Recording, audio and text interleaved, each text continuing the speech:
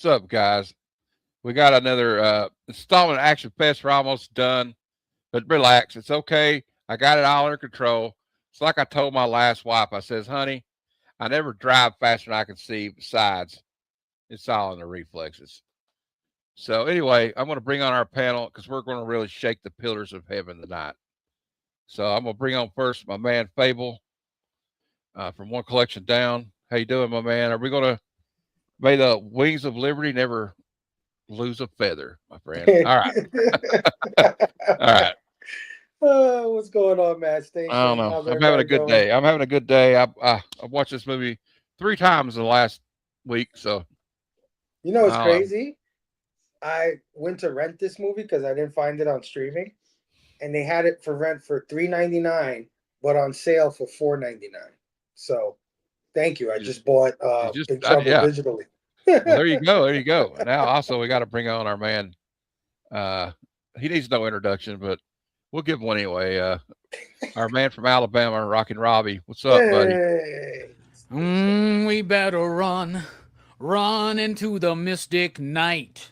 Run until they take us away. Take us away. Take us away. Big trouble. In Little China. What is up, dude? Super excited here to be talking about Big Trouble in Little China. And if you own it physically, you own it forever, at least until it breaks or rots or some shit like that. But dude, super excited to be here. And on the Rob Chop Express, we like to have a little bit of a saying, and it goes, pop, pop, booyah, bitches. Let's go, man. I'm ready to talk about this movie. Station. Come on. All right, brother. All right. Now we got to bring in our other co-conspirator on Action Fest. So I thought I'd bring up the 4 horsemen, if you will, of Action Fest first. So we got Chad from Metal Elf Collectibles. Hold on. Yeah. I gotta go back somewhere. Hold on, I'll be right back. Chad got the fucking memo, man. I love it. We all got the memo, right? All right. And 4 horsemen. Let's bring on the apocalypse. Is this the first show that we've done in Action Fest where all 4 of us are together? I think so. And if we're the 4 horsemen, can I be Ric Flair? As long as I can be the enforcer, Arn Anderson. There you go, bro. You got my vote. Right. Woo! Let's go. All right. Woo! Anyway, the diamonds are forever, and so are the horsemen, right? All right. Now we got hey, we got somebody. Can we allow this guy to be in the Sunglasses Bros? My good friend Zach from Tells the True Believers is here. What's up, everybody? How we living tonight? Excited to get 6.9 in the old Richter scale, baby. Yeah. Fucking A, man. And I also got the memo. I love the shades, everybody. All right. We all got shades. If we get Jeff here, but Jeff, I can't see. It says you need to connect the mic/cam before you can add them to the stream. So there's some kind of problem he's having. Oh, there he is. Oh, he came back too. Say, we all got him. Look, he's not got any sunglasses. He got Big Jeff on. Yeah, Jeff. Yeah. Love it. Oh, hey guys. What's up? So I'm Jeff. Dude, does he look like a weird black and white alien to you? And everything behind him says like obey, consume, procreate. What kind of shades are these? Jesus. That was the other Carpenter movie. Oh yeah. Which Fable reviewed for sci-fi. Was it sci-fi? Sci-fi Fest. Yeah. Well, that's a kind of a long time ago now, but I know. Thanks guys for all being here. We had like a couple of people drop out, but I kind of overcommitted, so we had 8. We were going to have 8 people on the panel. So although Tat, I hope your car gets fixed. He had a little car problem today, or he would have been on here with us. That was me, by the way. I cut his fucking brake lines, dude. I was like, no 8 people panels, man. Okay. But anyway, I guess we'll get started. This is one of my favorite movies of all time. I grew up on this movie. To me, like when our friend Fable tagged me in something our friend started, John's Comics and Friends, about the films that made us as a kid, like what influences, and John Carpenter made the top of the list. Because like I can't imagine my childhood without John Carpenter. And this movie in particular. Now, this movie didn't do well at the box office. They had a budget of like almost 19 million, and they did, or 19 to 25 million. Of course, we don't really know the actual budget, but it only made $11 million at the box office. But it's a cult classic. I got to take these glasses off for a minute. All right, so I can read this. It's a cult classic, and it probably made up its money at the video store. What do you think? Video rentals? It definitely probably hit a profit by 2006, I would say. Oh, well. It says that after the film, Carpenter left Delusion of Hollywood, and it influenced his decision to return to independent filmmaking in the later years, because he got signed out. Now, the guys that wrote this, Gary Goldman and David Z. Weinstein, hopefully no relation to Harvey Weinstein. They were inspired by the new wave of martial arts films that had a background like Oriental mysticism and stuff, like a movie called The Butterfly Murders. So they wrote this, and he was also interested in Weinstein was also interested in the Tong Wars in the 19th century in San Francisco and Chinatown. And they were going to make it like a cowboy and a Chinese immigrant railroad worker and were involved in all this mysticism stuff, but they didn't like that. They said, well, we're going to modernize it. And then they were going to get, I think, Goldman to direct it, but then they got Carpenter to direct it. So, and I don't know. It's still one of the greatest movies. Some of the most memorable lines I've ever seen in a movie. Let's say hello to the chat real quick, and then we'll get into our overall thoughts. We got Boggs. He's everywhere tonight. There you go. All right. You should have saw this movie like 15 years ago, but we'll hold that against you. Come on, Vox. He says he'll be Macho Man. Or Macho Man wasn't in the Four Horsemen though. Goddamn, Will, you're embarrassing us, man. And then Psychotronic Squirt Gun says no Ric Flair for you. All right. Easy. I don't know what that means. Here. Look at these handsome devils. Yeah, and we got. I think that's it. And Jeff said he was a member of the Chang Sing in high school. So there you go. I was a member of Wang Chung, so everybody Wang Chung tonight. All right, everybody have fun tonight. Isn't that mean beating off Wang Chungin? Yeah, I'm the king of that. All right. So All anyway, Okay, we're getting vulnerable on this screen tonight. well, let's get it All clipped. right. It's like 9 minutes and 55 seconds. Okay, let's get it clipped. All right. I always make a middle note of what needs to be clipped. So we'll get into it a little bit. I'll tell my overall thoughts after everybody goes, because that's the way we do it here. Fable, what are your overall thoughts of Big Trouble in Little China?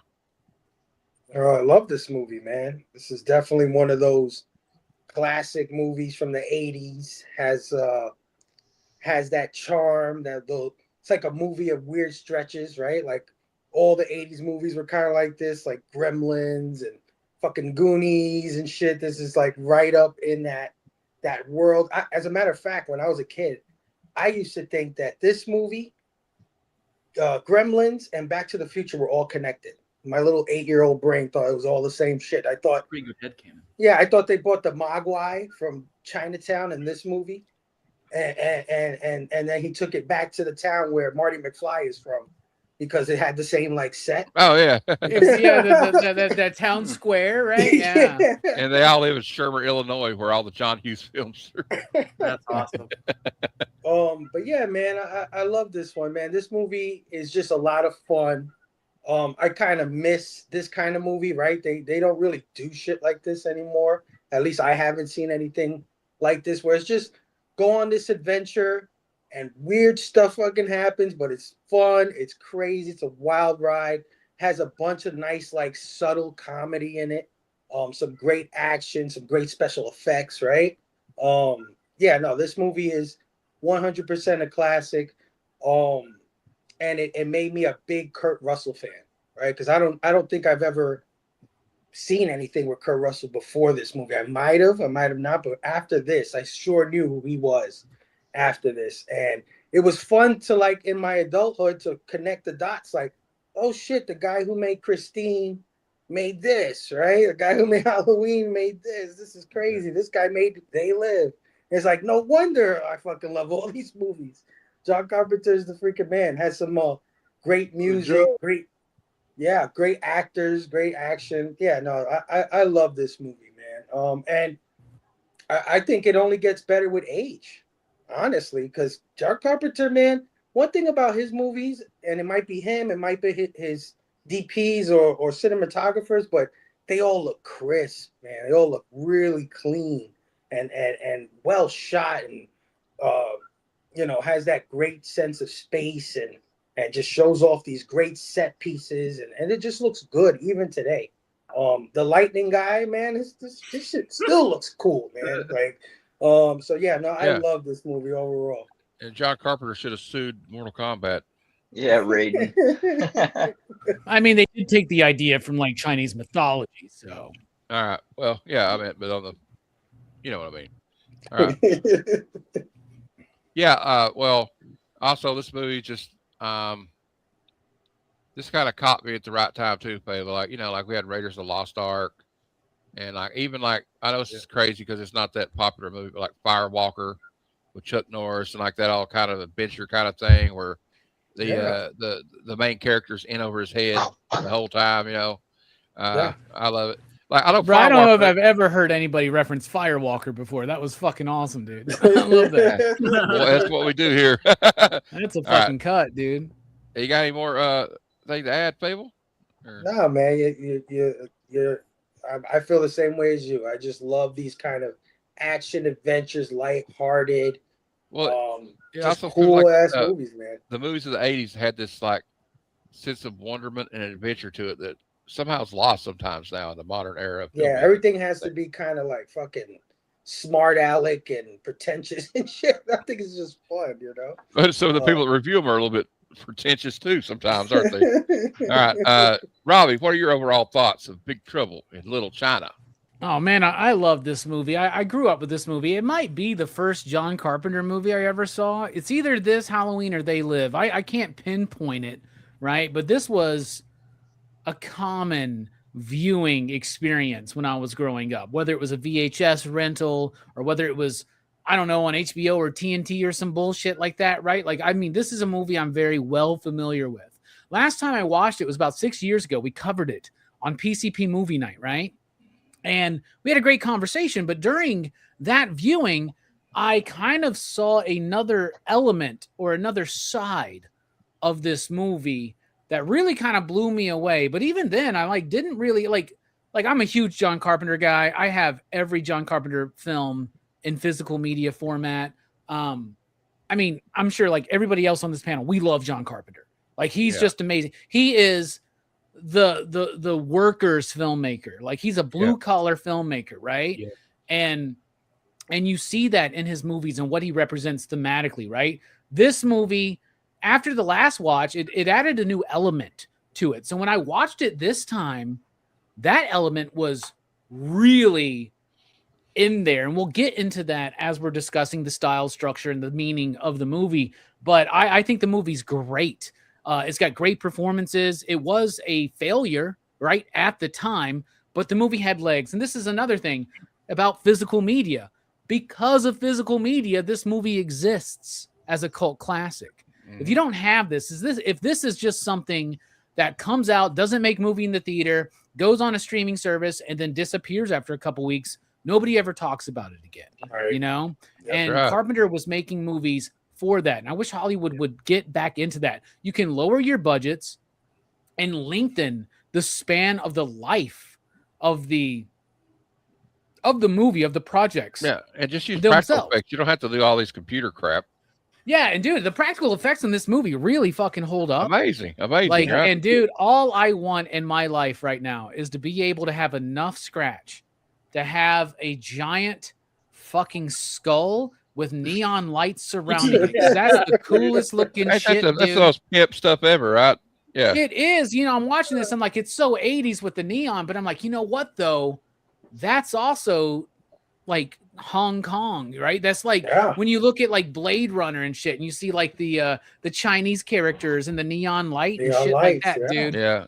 Well, I got neon goddamn lights right next to me, man. They're not Chinese characters. It's a UFO and an alien head. But you know what I'm Rob, saying? The Boss Film Studios handled the effects. It was run by Richard Edlund, and he said that he described Big Trouble as probably his favorite film to do special effects on, and he doesn't work on Ghostbusters. Yeah. So, yeah, right. but yeah, just to wrap it up, I love this movie. I've always loved this movie, and honestly, like sometimes I can be a little bit of a pretentious film critic. You know what I'm saying? And I can go and be like, you know, it's not what I would consider the best or most profound John Carpenter film, but you know what?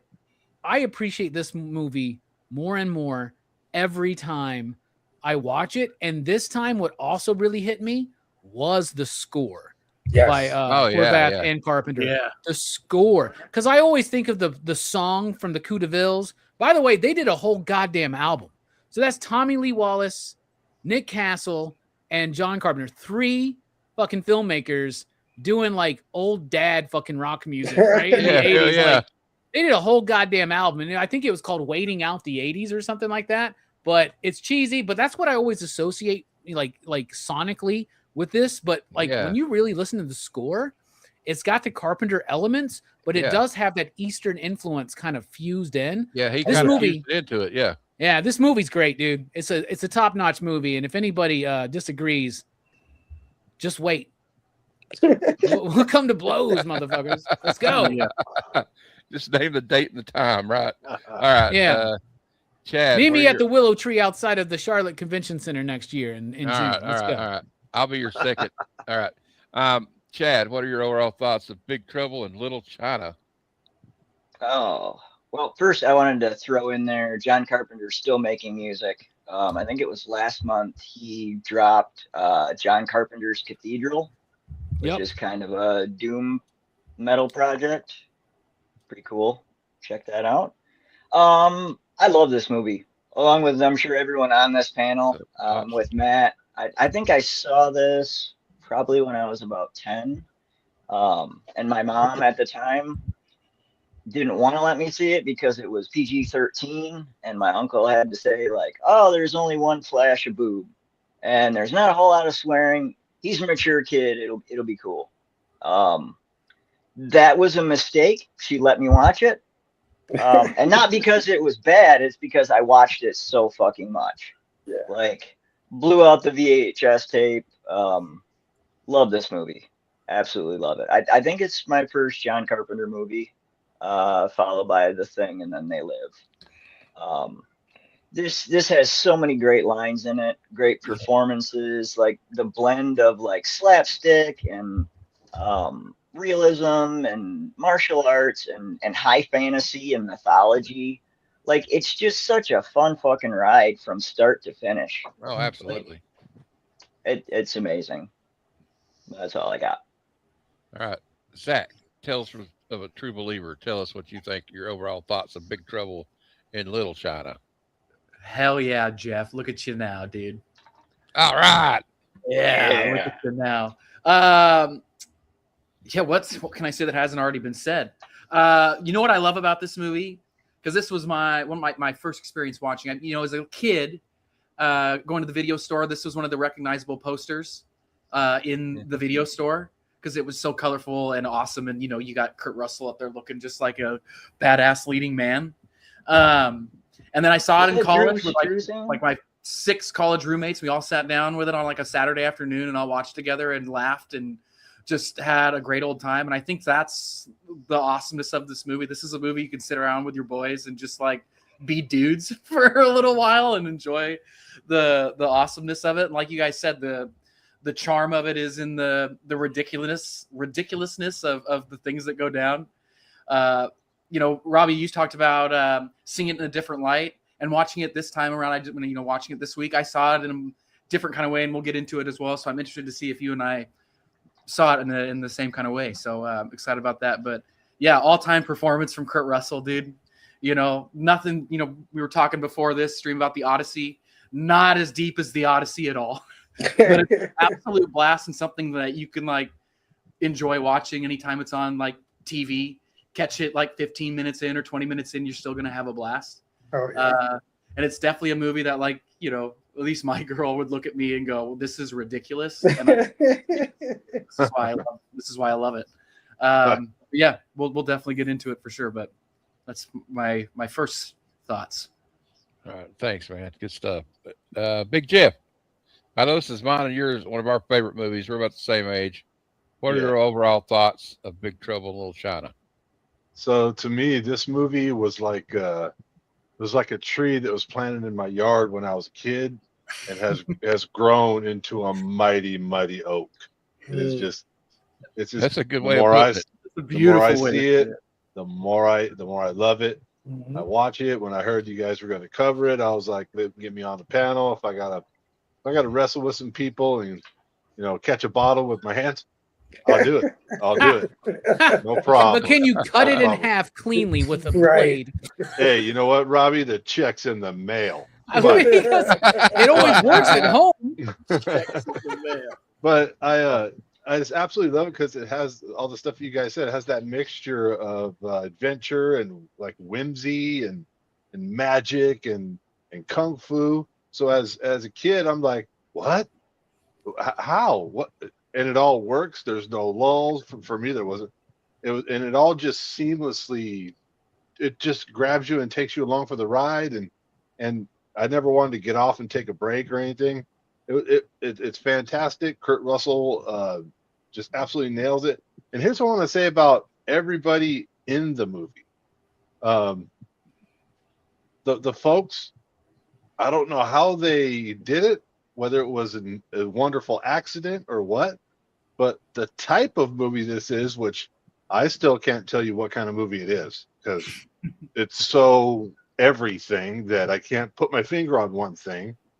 Every one of those people played their part perfectly. They're all a little off, a little weird, but they're all like super fun. They're all awesome, you know. Oh yeah. They all have a moment where they shine. Yeah, really. And like one of the shining, if not the shining point for this movie to me, is the comedy. It's that kind of comedy is my kind of comedy. Yes. And Kurt Russell, he pulls it off perfectly as the reluctant, bumbling yet skillful hero somehow. You know what I mean? It's like his reactions are very human. You know what I mean? Yeah. He wants to act like I got all this under control. If we're not Oh back yeah, in like an yeah, hour, he's just totally he knows what send he's the doing. president. You know all that Send stuff. the president. But when a monster pops out of the water, he's like, "What the hell was that?" just What do you mean it oh, won't come back? All then he'll say, "Oh Jesus, don't tell me." yeah. And there's countless moments of just hilarity. And the guy, I forget his name. The guy that plays, why am I drawing a blank? The guy that got ran over, but he didn't really get ran over. Lopan. James Yeah. Hong. Yeah. James James Hong. Hong. James Hong. Dude, that guy. Oh my God. So good. Oh my God. So When he good. comes, I don't want to say anymore because there's too much to talk about, and we got more stuff to talk about. So I'm gonna shut up. Were you wanna- about to say like when he comes out and he's the old man? He's like, Oh, dude. Oh, So good. that's my. And the other shit. thing That's is, my James shit. Hong is still alive, and he is 97 years old. All right, he was also in Blade Runner. All right, Well, that's Jeff, why I was so mad about Tango and Cash because he's in that too, and it's like, nope, we don't get He's any. wasted, man. Yeah, he's wasted, wasted. and he's wasted Tango and Cash. Even though I like that movie, yeah. Most Chinese American actors were wasted, right? And this is actually John Carpenter kind of correcting it for just a brief moment in the 80s Yeah, that obviously didn't work. So they took the wrong lesson, Hollywood did. Right. Yeah, of course. But this movie, like you can't really nail it down like Jeff's saying. Like it's an action film, but it's a comedy. Is it? No, it's Is an action film, but it's a comedy. It's also Yeah, a it's all fantasy of it. film and a kung fu film and an adventure film wrapped all into one book, and it's wonderful. Really is, A dude. D&D adventure and a Yeah, it's romance. just like, a little bit. Yeah. Okay, I don't know. I know everybody said this might have been their first Carpenter movie, but I kind of had a cool uncle and a stepdad, and they had the thing and Escape from New York on Laserdisc. So I got to watch Escape from New York at a young age, which was probably not a good idea. But you know what? Also, I've always had a kinship with this film and John Carpenter because he's a fellow Kentucky native. He was born in Bowling Green, Kentucky. And so I was like, oh, man, that means, I could make it. Like, obviously not everybody could make it. But, I mean, if he could be a director, maybe I could, but I know, I failed at that. But anyway, all I'm saying is, like, it kind of made me feel like, you know what? Somebody from Kentucky got to win. You know what I mean? Like, we don't always feel that way. Matt, I'm just going to tell you this, man. Your life's not over, bro. I know. One of these Keep days, hope we might alive, make an man. indie film. Seriously, make a fucking movie, Matt. I'll be in it. Make a I've fucking thought about movie. it. I've I'll thought be in about on it. I that. swear to God, I have. I've thought about making a movie of some kind. Like, I mean, look, if they could make a Blair Witch Project to make $50 million, I guess we could do anything, Yeah, right? let's all get together and go get lost in the fucking wood with a bunch of fucking I do this all camcorders the and see time. what I'm happens. gonna go do that next week, Matt. I got you. We can do it. All right, I'm all not even right. joking. Also, Jeff's got a connection because he kind of grew up close to where this movie takes place. Mm. Yeah. Yep. But also, it's just like, we're seeing this. What's great about the way Carpenter does it is like, of course, we're introduced to Jack Burton first, right? So we're seeing this whole world through his eyes. So, like, when he's like, Jesus Christ, what is that? He's us going like, what the He's fuck us, is that thing? yeah. Yes. You know what I mean? 100%.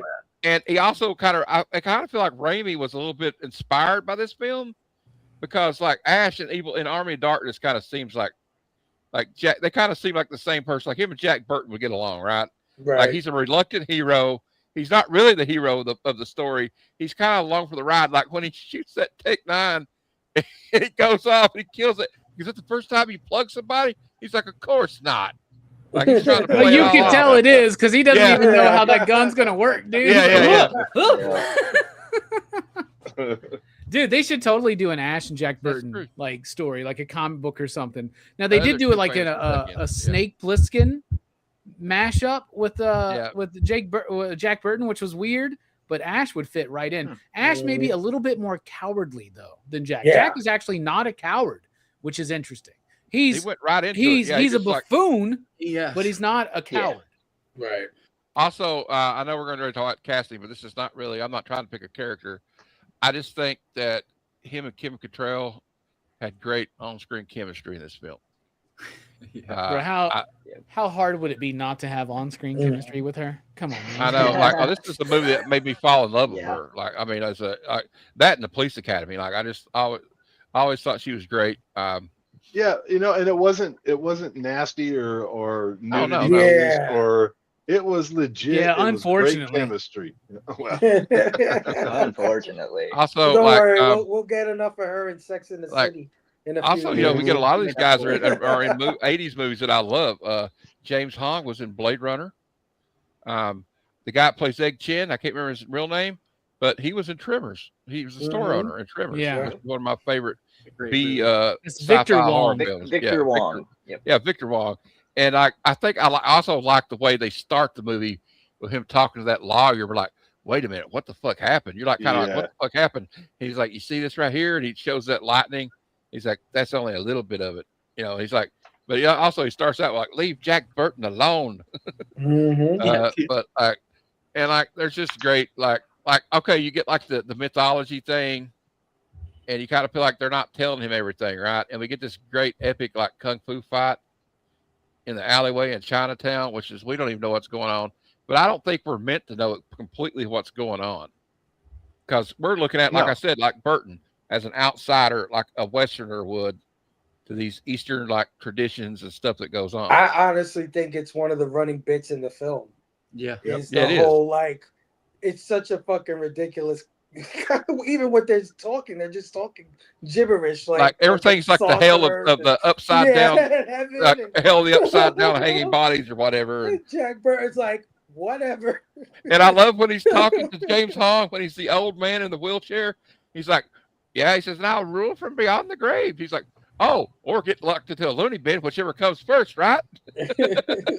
Talking about that hells bit, dude, like the idea of like all the different hells that they have in Chinese mythology. Have a lot of hell. I love that keeping coming back, right? Like when he's like, you're gonna go to the hell of everybody burns in oil. And like this like the literal translation of whatever it is. Like I love that. Yeah. The Chinese stand-up.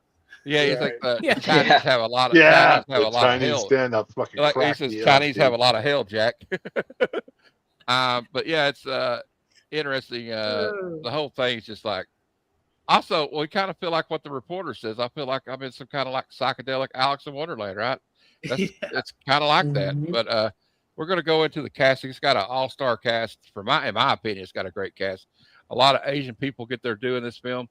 A lot of recognizable faces, like the guy, I can't remember his name, but he was in Samurai Cop. He's been in a lot of movies. He's got the handlebar mustache, the bald Chinese guy with the red turban guys. Yeah, I've seen him in so many movies. All right, but Fable, what is your favorite? What are you going to highlight? What cast member are you highlighting? Don't kill me, Jeff, but it's definitely James Hong, man. On this watch, I loved him as Lo Pan, man. He is so good, man. When he has those cocaine fingernails, long shits at the end, like, oh man, and just he's so funny, dude. He's so funny in this movie. Like, just the little lines, like when you were saying, where it was like, oh yeah, you'll rule for another whatever. He's like, indeed, and the way he just, or when he's like trying to get the blood from the chick, and he's like, come on, dear, give me it, and then he's like, and he starts giggling, and it's this crazy. Well, also, he's like, give it to me. Yeah, yeah. Oh, but he's like, I'll marry them both. It's the best of both worlds. I'm like, okay, you go, guy. Oh man. When he's shooting the green laser, dude, and he's got his little thumbs going. It's like he's playing a Game Gear. Yeah. Video game. Or where he's looking through the eyes of that little eyeball creature. He's like, and Jen. Just the way he is hilarious in this fucking movie. And man, what a great makeup job on him, man. When he was the old guy, man, that shit looks crazy good. Oh man, yeah, he looks decrepit as shit. It's like they did a fantastic. When he was job. old in that chair, that was peak for me in that movie for him, because just the way he looked was great, but the way he talked to Jack Burton. Yeah, I loved it. I was dying. Especially this watch. Shut up. Right? That's not for you to understand. Yeah, exactly. Especially on this go through, man, because when I was a kid, I'm not gonna lie to you, I like Jack Burton, but I like Wang, man. I thought Wang was badass, right? Oh, yeah, he's everybody's ass. Wang. Oh yeah. Wang was the man when I was a kid. And then I got older, got a little smarter. I was like, nah, Kurt Russell really brings it, man. But on this watch through, James Hong, he is fucking fantastic. in this movie, and his look is great. He definitely 100% inspired Shang Tsung from Mortal Kombat. 100%, dude. And I don't know if he's a really tall man, but there's this scene at the end when he facing Jack.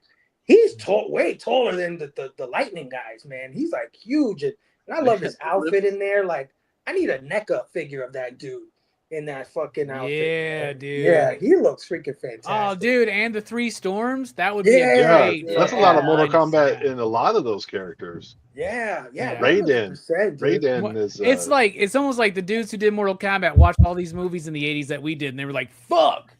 Yep. What if we did Bloodsport meets Big Trouble in Little China meets this, meets that, meets this. American Ninja all together. Yeah. But yeah, man, he for this particular watch through, I noticed his subtle comedic elements, and he had me chuckling every time he was on the screen. So yeah, I'm gonna go with Lopan, man. He's fantastic. Good pick. I love Lopan. He's he's got some presence in this film. Like, he's always been good in everything I've seen him in. Like, he always kind of like brings a cool energy. All right, Robbie, what's the cast member you want to highlight, brother? I'm picking the big one. I'm going with Jack Burton himself from the Pork Chop Express. I'm going Kurt Russell, everybody. And let me tell you why.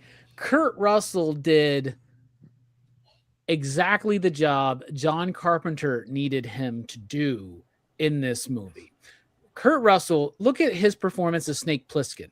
Another Carpenter film. We all love that. I'm sure everybody here loves that movie just as much, right? Mm-hmm. If not more.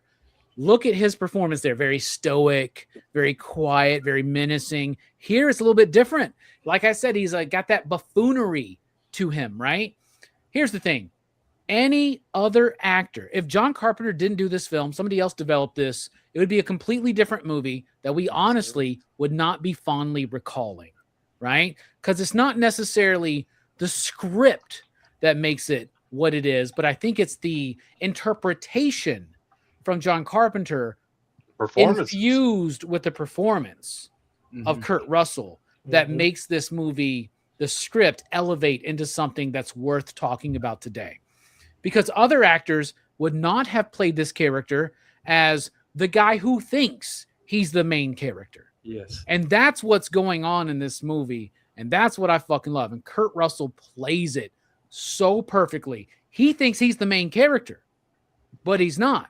It's Wang's film. It's his journey. It's his adventure. Jack Burton is the sidekick, but it's from his perspective. So he thinks but he plays it so well because he's so assured of himself. Yeah. But at the same time, we see all the cracks in that facade when he fires that gun, when he says, "Oh, just don't fucking tell me," right? But he's not a coward. He is a heroic character, but he thinks he's in his movie and he's in someone else's movie. And Kurt Russell plays that so well.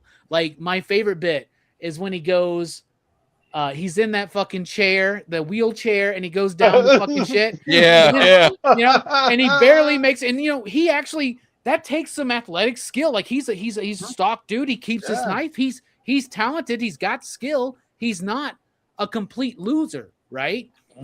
But he is a braggart, and he is a little bit of an he's got false bravado. Yes, he's got false bravado, and he exaggerates a lot, right? I meant to do that.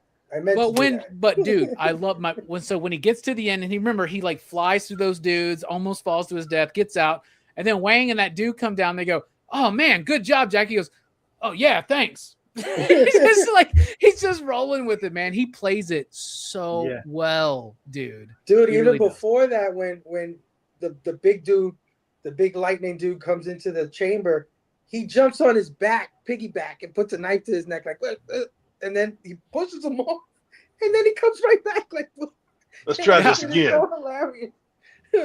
You can tell he's been in some shit and just skated through by the skin of his teeth, right? And when they come across those the firearms and everyone's grabbing them, and they're getting ready to continue the adventure. Yeah. Jack looks at him and he goes, "I'll trade you." Yeah, I love the big gun, right? That they do, right? All three of them. Then Wang's like, "Hey, take this one." Yeah. No, when they're trying to escape and he opens the door and they're all on the other side, he closes it real fast. We may be I think they're trapped. It's great. He's got great comedic timing, Yes, but it's also great. great Perfect. action movie presence, right? Yes. Yeah. Yeah. All right. They all jump down that little slide in the catacombs, and he's got that hesitancy. He's like, "Wang, hello?" they're like, "Jack, come on." He's like, jumps down the hole. Yep. Oh, we got a lower body count for this one. We're at 46.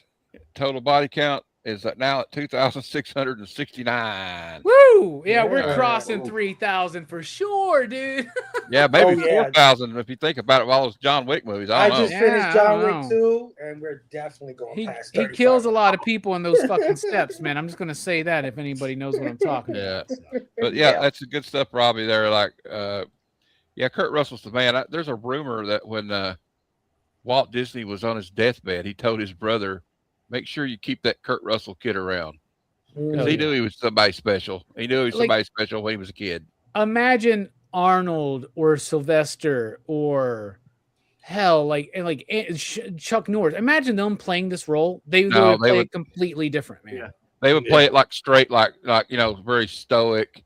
See, because like you said, it's totally opposite of Snake Plissken.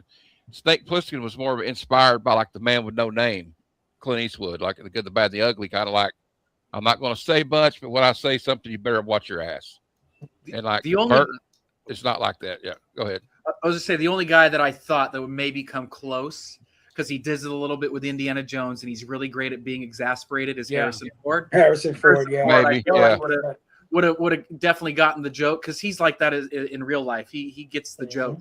Yeah, he So doesn't take things too seriously. I don't think anybody pulls this movie off like Kurt Russell does. No, I agree. Yeah. But if there's anybody who could possibly approach it, I think you're right. It could be Harrison Ford, maybe. At the maybe. time, I think if you did it today, I think the closest actor working today might be like a Chris Pratt or something, man. Honestly, right? Yeah, Like, yeah. yeah. But can you imagine I see Stallone that. doing it? Yeah. Like, can you imagine Stallone? Stallone. Like, he'd have been like, so if Dude, like, we hey, know that Stallone would have changed this movie, dog. It would have been he about would've like fired- human. he would've Yeah, fired it would've- Carpenter. yeah.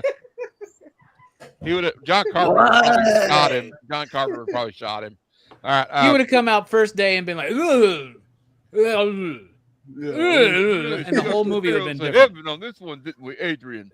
All right. Wait, Chad. what are these guys about to fight for? I don't What get you it. guys doing Yeah, over it's here? Hey, terrible. What okay. we doing? All right. Well, I don't believe in magic. He Yeah, would but just John be like, "We're Carpenter taking the loved, like- magic out." Kurt Russell was like if John Wayne was John Ford's guy, right? Then definitely Kurt Russell was John Carpenter's go. Oh guy, yeah, right? like a Robert De Niro to Scorsese Yeah. or a Yeah. Leonardo DiCaprio to Scorsese. Mm-hmm. PSG says leave Sly alone. All right, forget about it. Man. That was Ugh. all right, Chad. Wait, What's the character you want to highlight from the film? A performance you want to highlight? I mean, Yeah, I do want to add. I don't think it would have went as well, but I think Bruce Willis could kind of do it. He's got some of that, Yeah. but definitely not Kurt Russell. Kurt Russell is the man, just flat out, hands down, right? But he's taken Jack Burton and the Pork Chops Express, so I'm gonna go with Egg Shen, Victor Wong. Oh, yeah. Yeah, I thought he did an amazing job in this. I've loved him in everything I've watched him in. But even like the opening sequence of him talking to the lawyer, it's a lot of fun. It sets up the movie. Like, you're going on an adventure and you get a little bit of that fantasy. He's like, this is how it begins, right? And with the lightning and goes on from there. He's got some great comedic shit. Like right before they go into the big battle and they got those gourds with the drink in it. No. And Oh my he's like, god, this is great. what's in this stuff? And he's like, all the furies, the wind and fire, it'll give you a buzz. And Jack's It like, gives you a yeah. Dude, I All love those that bit when things. they're in the elevator and he's like, "Man, I feel really good." Yeah. You know, like nothing can go wrong. or I'm not something. even Yeah, scared yeah. at all. It's gonna work out. We've really well. all been there, brother. yeah. And then Little Jack's liquid. like, is it getting a little warm in here? Yeah, and little, they're like little putting their turds, arms on each other. Yeah, I was like, they're patting each other on the back. Yeah, they're all. It's such a weird stretch of a scene, right? In between Bunch shit. of- Like, I Sounds like a swear bunch that of I swear that Yes. happened at Heroes Con this year, Matt. At some point during the Yeah, yeah. the art show. the I awkward think it elevator. did. I think it did. did. If not, we'll recreate it next year. All right. All right, Straight Send up, that we'll be fizzy in an drink. elevator. I'll get everybody in an elevator. I'll be like, "Hey guys, try this." All right. Sounds good. You Hey, got to Tabby. dose them with some mushroom tea or something. Oh, I did Is that it in getting Orlando. warm in here? That was a bad idea. So I'll Say never do no. that again, man. I wouldn't do that to anyone. I got to hear but- about this later. Okay. Everybody was aware, just so everybody knows. Okay. Oh, well then it passes, man. Yeah, but he has such great presence in this. He's kind of like the voice of wisdom, and he's setting along. He's setting up the fights. He's got the warehouse with the guns and the bus, and he's a very integral part of this movie. Well, it was Great funny too performance. is when Jack Burton's talking to him. He said, "You got any weapons?" He's like, "Yeah, I got a. It's not that it'll do you any good, but I got this gun, make it feel like Dirty Harry." Yeah. I like when he was on the when they're coming up the hole or whatever from the floors, and he's at the top already. He's like, "Egg, what are you doing up there?" He's like, "It wasn't easy." Here's how to get up there. He goes, "It wasn't easy." He's great, dude. He's also like our guide into this underworld. Like, you know what I mean? Like, Yeah. we get like little bits from like Wang and his dad. Yeah. Just like tells, and we hear a little mysterious thing about how Kim Cattrall, Gracie Law thinks that he's like just some kind of human trafficker and drug lord type guy, but it goes. We find out quick it's deeper than that. All right, Zach, what is a character you would like to highlight or performance you would like to highlight? The actual hero of the movie, my man Wang, dude. Yeah, let's Yeah, go. dude. Dennis Dunn, who was from Stockton, California, by the way. Shout outs to Stockton, California, dude. 209, I have rep it. I have to say about Sorry. oh no, you're good. About Wang is that every time that he said any line in this movie, it was like he was in the most serious movie Yeah, and like the biggest movie. Yeah. Like, 100%. he was acting like the rent was due. And then he was doing some pretty cool stuff throughout the movie a little bit. Not much. But then when they get to the final battle and he's fighting this guy, the sword guy, dude. That's my favorite shot of the whole movie is when the sword guy gets introduced and he's doing his thing with the eyes. But anyway, when they're doing the fight, he does like the and does all these sick acrobatic moves and stuff. I said, "Here we go, Wang. Bring it on, Wang." Yeah. Which I felt weird saying out loud, saying "Let's go, Wang." But it's neither here nor there. But no, I thought he was awesome, dude. And his chemistry with Kurt Russell was great. And I thought he played off of Kurt Russell's humor really, really, really well. And it just kept the film going. In the moments I think where maybe the film starts to drag maybe a little bit throughout the middle part, their chemistry keeps you in the film and keeps you going. And I think, he does a fantastic job. Hell yeah, he does. And like I said, he's the real hero of the film. So Yeah. and we really shook the pillars of heaven, didn't we, Wang?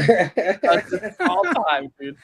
I love it because you get the idea that Jack is like used to he's a truck driver. That's a seedy community at times in different places, right? You can imagine that he's been through some shit, like a bar fight here and there, a knife fight in an alley. But he gets involved in this and he's just like this shit is crazy. Yeah, what? Yeah. No, but Wang was so cool. Like I distinctly remember loving him the most when I was a kid, just because of the acrobatic shit. When he ran up the doorway, dude. Then he has that crazy ass flying kick battle with Lightning Dude or whatever the fuck. Yeah. Great. Yeah, Wang was the best, dude. Good old Wang. And I just hearing, also- I'm going to take a shot every time Kurt Russell says Wang in the movie. Yeah, Wang.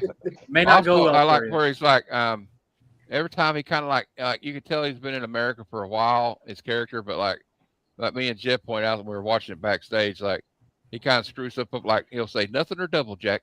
Nothing to double, yeah. Double, dude. Yeah. I Bit of noticed double that. or nothing, Yeah. And like I don't know, I just like I don't know, it's a great movie. It's a great. If you performance. did do that that fucking drinking game though, by the way. Like 20 minutes into the movie, you'd be like, man, I'm feeling great. Like nothing could go wrong. And then 50 minutes in the movie, you'd be like harping your ass off, dude. Yeah. All right. Zach, you any more to add about that? Or No, I'm good, man. That's all right, Jeff. Highlight a performance you liked in the movie. Well, this is the hard part about being last in the rotation, because I was going to go with Wang as well, and the guy right before me did, and he nailed everything. And what you said, Matt, I was going to specifically talk about how he kept messing up all the American euphemisms. Oh, I'm sorry, man. That's okay. That's all right. It's been said. It's been said, and it's like those are the things that endeared him to me, and I agree, he is the hero throughout the whole thing. And I like how just in different situations in the movie, sometimes he's kind of like Jack. He's struggling, and not everything's going his way. And then every once in a while, he just fucking cracks open a can of whoop ass and just takes out motherfuckers like it ain't no problem. You know what I mean? Yeah. And I remember watching it in the beginning when I first saw it, and I wasn't sure, exactly. I didn't know he was. I didn't know he was a member of that group until later in the movie. You know what I mean? And then I realized, I was like, all right, this guy kind of played a little coy. He kind of played like he is.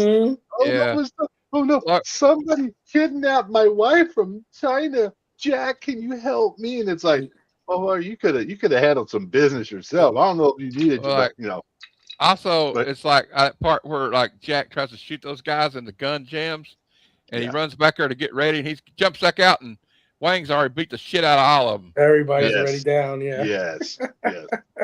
But yeah, I'm with Zach here. I'm going. What's his name? Dennis Dunn. Mm-hmm. Yeah, Dennis Dunn. I'm going. Well, you got anybody else you want to talk about? If you want to pick. Absolutely. Shout out Gracie Law. She also understood the assignment. Yep. And she played that character with the same. What's the word I'm looking for? Ridiculousness. What's the word? It's not just whimsy. It's campiness. Yeah, I don't know, but like she knew this is what this movie is. This movie is fun. It's and my character is. I wish I had the words on the tip of my brain, so I'll come back to it later. I had green eyes too. She's fantastic. She has a subtle comedy too. And I love how Wang right off the jump. They're in the airport, beginning of the movie. Nobody knows anybody. We're all like, what is this movie about? What's going on? And she's there, and he's like, who is that? He's like, oh no, Jack, that's Gracie Law. She's trouble. I'm like, how's this guy know who this chick is? Yeah, dude, he knows who he is. I like how he says, she's got green eyes, Jack. You know how rare that is? He goes, how can you tell from here? And also, like the part when he goes up to her like he's going to hit on her, he's like, "I'm going to ask you a serious question." She goes, "I don't know if you can handle that because from here it smells like it's Miller time." It's Miller time. Oh, she goes, "Absolutely not." Yeah, yeah. You just I love. Yeah. I was gonna say I love the chemistry at the end scene. Yes. Where she's like, "It's a green light." Like a married couple, like she's being a backseat driver, and you see that look on his face that I recognize. He was like, "You're not going to even kiss her goodbye?" He's like, Nope. Hey, that was perfect. That was perfect. Perfect way to end it. Like a perfect way to end it. Like it's just not going to happen. And we don't know. Burton probably has a fucking girlfriend somewhere in some other state or wife. Who knows what he's doing? Also, they had a great comic book series from Boom in the early 2000s, and I have the whole series. And like, it kind of picks up at the end, like where you see the monster, and he kind of befriends the monster. It turns into his little pet, and it's kind of hilarious. And what I'm gonna highlight, since everybody took most of them, is the guy that played Thunder, Carter Wong. Yeah, Cool. Now listen to this filmography, y'all. He was in such movies as Kung Fu, on the Bosporus, 18 Shaolin Disciples, The Seven Coppins, Hong Kong Superman, The Dragon Tamers, Dragon Gate, a bunch of like just like Shaolin stuff, and like the Story of the Dragon, the Ming Patriots, the Blazing Temple. So he was in a lot of like Chinese cinema in the 70s, and legendary kind of martial art guy. He's been in a lot of martial arts movies, so I just like him too because he's like out of the three storms, he's the only one that really has any like speaking parts. He says, "You be quiet, play your cards right. You might live to talk about this." And but also like that thing regrows, it blows up. It looks like a garbage pail kid. That's so cool, dude. You know, that's cool as hell, dude. I was Dude, like, what the hell? that scene in Blade where he blows those dudes up, right? Always makes me think of that moment in the movie, right? Yeah. Like where he like blows himself up. He's just mad. I guess he's just. But the thing is, even though they all have few lines, all three of the storms have character and distinction. Right? I want to talk about all three of them because they're really cool. And like when they're on the screen on the screen, you're like, oh, you can't take your eyes off. It's like interesting. Yeah. And I like how they do that whole knife thing where they're all in unison and they that shit is hilarious. And then it's That's got like such a weird stretch. They do that weird ass flip to throw their knife. Yeah, I don't know why they do that. And everybody's just like, was the word I was looking for. What about when the guy's got the hands with the little? Sorry, I had to get it in there. Yeah, the fan fist or whatever on it. He's like, oh, that shit had me dead, bro. I was dying. All right, major shout out real quick though to the eyes of Lopan, like that little creature running. Oh yeah. Slimer looking. Fucking Bert tries to shoot it. Yeah, Beholder. And like we're saying, it's like why? why is that there? But what's amazing about that is like the three storms, and that big monster that kidnaps Gracie, and that eye, the seeing eye of Lopan, is like all great practical effects. You know, if they done it now, it'd just been like some little crappy little CGI fucking monster on a tennis ball. And like I don't know, I've been kind of it's all based on like Chinese mythology, right? Yeah. Like, yeah. So and they were a good homage to Hong Kong kung fu movies, man, because in kung fu movies they all had weird ass weapons, man. The dude pulled out the claw hands. Yeah. He had the two knives and shit. And when they did that unison knife throw, totally. Dude, the dude with the fucking food processor on his fucking hand. Yeah. I'm of the opinion the guy that pulled out the little hand things on the two, TV antennas. I'm thinking that was a comedy moment because I remember watching it. I was like, "Oh, that's a scary, fucking effective ninja-looking weapon." Okay, I can see how that could fuck you up. And then here comes this guy, and I'm like, "What you gonna do with that? Get somebody a fucking back scratch? What the fuck?" Oh, it kills me. Back scratcher. He's like growling behind it too. Yeah, exactly. Dude, that fucking like little spinny thing though, man, like. That's a way to lose a finger, very easily, man. That's not very I don't know how practical that is.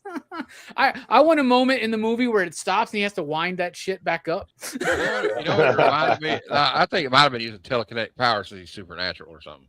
But you know what it reminded me of? Do you remember the movie The Black Hole? Yes. The Disney movie, right? Maximilian, the robot has those little spinning fans on him. That's what it reminded me of. That's a deep cut. That's a good cut. That's why Matt's involved. Matt's man. the deep cut master. Yeah, bro. I fucking do. That's a Disney film, Black Hole, and they kind of distance themselves from that movie because it's kind of dark, man. But it's dope as hell. Ernest Borgnine, Robert Forster. Yeah, I could watch it right now. Also, Anthony Perkins is in it.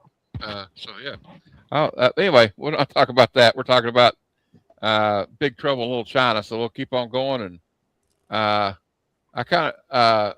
Fable, let's talk about what you think of the style and structure of this film. Let's say hello to Trev. Hey, Trev. Trev, what up? Yeah, style. I mean, I think we've gushed about the style all night, right? Like, it's got some great set pieces in it. That, like Robbie said earlier, the skull with that whole place looks like a fucking fighting game level, bro. Like I want that place to be my crib, bro. I want it to be my house. I was telling Matt when we were watching it together. I was like, dude, this is the video game screen. This is what this is. Yeah. Yo, so we heard you like skulls and neon lights. So we put some neon lights on a giant ass skull, bro. What you think about that? Level 3 on. Thank you, Dragon. Exhibit. That was awesome. That was exactly what I wanted. Fire and lightning, and let's put some neon around some skulls. I think that's a great idea. That's exactly what that looks like. Creature effects we also talked about throughout the night already, like the eyeball thing looks so good. The way the puppetry on that thing, it looked a little blue screen, looked like it was composited a little you know, it's a little dated, but it still looked fucking fantastic. Yeah, but it's an optical effect at least, so it still Yeah, has like more right. of a It has realish element than something yeah. like modern MCU. Yeah, when Jack bullshit. shoots it and it fucking flies away, and he's like, "Well, somebody had to try it." Oh, love that shit. You guys mentioned the guy blowing up. I used to think that part was so cool as a kid when he got real Yes. fat and shit, and then like this close up of his face, and like you said, he looks like a garbage pail kid. He's like, "Oh," before he blows up. Can you imagine how much time some guy took to create that one thing just for that Yeah. 2 seconds of screen time? Amazing. The lightning, right? All that effect. The lightning was so damn cool, man. I wanted to be that guy, man. Give me one of those Raiden hats. Like, I wish I could shoot lightning from my hands. Yeah, Just a lot of cool stuff. he was the best one, I think. Yeah. I love the whole, like, it's subtle. And if you're not really, I don't know, if you're not really into films like we are on the panel, you might not pick up on it. But it's like they're in San Francisco 1 minute, right? Yes. And then as soon as he turns that corner into that alleyway, It's we're in a it's whole another world. different fucking Yeah. world. Yeah. And it's so obvious. You know, it becomes a set all of a sudden. Everything's a set, right? Where everything before was grounded in reality. It was He kind of drives into outside. the Chinese production of fucking West Side Story. The Yeah, dude, Godfather, Chinese the Godfather standoff. and shit. Godfather Part 2. Like, let's have a shootout in the middle of a funeral. They Like, So should have you've played all- Everybody you've all Was seen Kung this. Fu Fighting. You've yeah. all seen this at least a handful of times, I'm gonna assume. Have you ever tried to track their movements as they go elevators, through catacombs, through warehouses, and through doors? No, never. Bro, No. it's because they wind up going almost backtracking through some spots. You know what I mean? Yeah. It's almost like a Metroid And level. and I'm or trying something. to be like, wait, how did they get? Where did that Yeah. go? And I bet somebody's got a goddamn Big Trouble in Little China map Map, somewhere I they've bet. done figured I out, bet. right? Yeah. Yeah. I mean, even down to that little fish that comes And if out not, of, Cliff, get on that, man. Yeah, Track Cliff, the make map a of map. Big Trouble Yeah. in Little China for us, please. Diagram or You know what else? Why did nobody ever make this a video game? yeah, it would make Because it wasn't a hit. they at the did. It's time. called Double Dragon. And But Mortal yeah, Kombat. And Mortal Kombat. Yeah, a bunch of them. Yeah.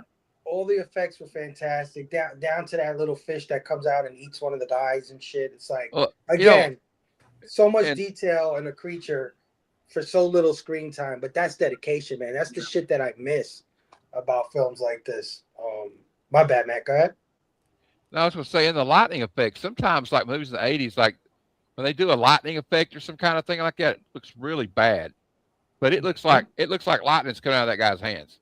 Yeah, 100%. It was just a cool look, cool thing. Another thing that I love about the style is, and Jeff said this earlier, and he was spot on when he said, this is the kind of comedy I love. This is the subtle, you know what I'm saying? Like, look at their facial expressions when they're saying shit or when somebody else says something, and look at their faces, and the comedy is all in there. There's this physicality to it. It's the same thing why I love Back to the Future so much. They do the same fucking thing, like Great Scott, you know what I mean? Or Christmas Story, right? Mm-hmm. Christmas Story is full of these little moments that you gotta catch, and it's all facial and it's all delivery. And I love that about this movie. And of course, structure, man. This movie's not boring at all, man. From beginning to end, it flies by to me anyway. And I don't know how long it is, but I think it's close to an hour and a half, maybe an hour 40. It's like 140, I think. It's Yeah, about like 148. Yeah. You already know, guys. That's right up my alley, bro. I love those movies. So yeah, style and structure are fantastic. You know, me and Fable and Matt and now Chad, we're all learning this, you know, Jeff and, you know, Zach, we're all learning this. Like when we do all these movie reviews, you put on a movie, you're like, is this less than 2 hours? Oh, thank God. Yeah, like, thank God, man. And here you were talking about the set production. Here's a picture, a production picture. Dude, that's so dope. Yeah, it's so sick. Oh, that's like cool. the Dawson level or the M. Bison level kind of mixed together. Like, exactly. Yeah. Boss fight, man. So dope. And that would totally be like some CGI today. Like they wouldn't even bother that building. Yeah, just be green screen, man. Yeah. Cliff said there's no official map. Dang it! Thanks for looking it up, though, Cliff. Cliff looked it up for 30 fucking seconds. Y'all, don't worry, we'll find something. Somebody somewhere. Maybe it's a GeoCities site from like 1999. That's what it's called, right? A cross section. Yeah, that's what we need. Yeah, we need something that looks like an ant farm. Yeah, you know what I mean. Yeah, all right, it's got to be out there somewhere. If not, Jeff, sounds like you got a booked ass rest of the year. I'll watch it again, and I will map that bitch out. That would be dope, dude. The only problem is every time they get into an elevator, what do they always ask? Is it going up or down? Oh, yes. Yes, you're right.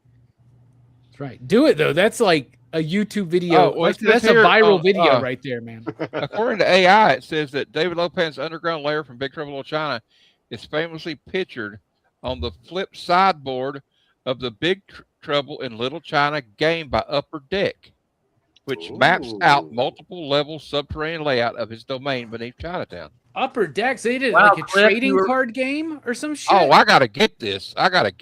Well, we gotta play. Hey, we gotta get this, Bobby, and we gotta play this at Heroes Con next year. Yeah. I don't know, man. I'll give you 20 minutes and I'll see how it is. But what did Cliff say?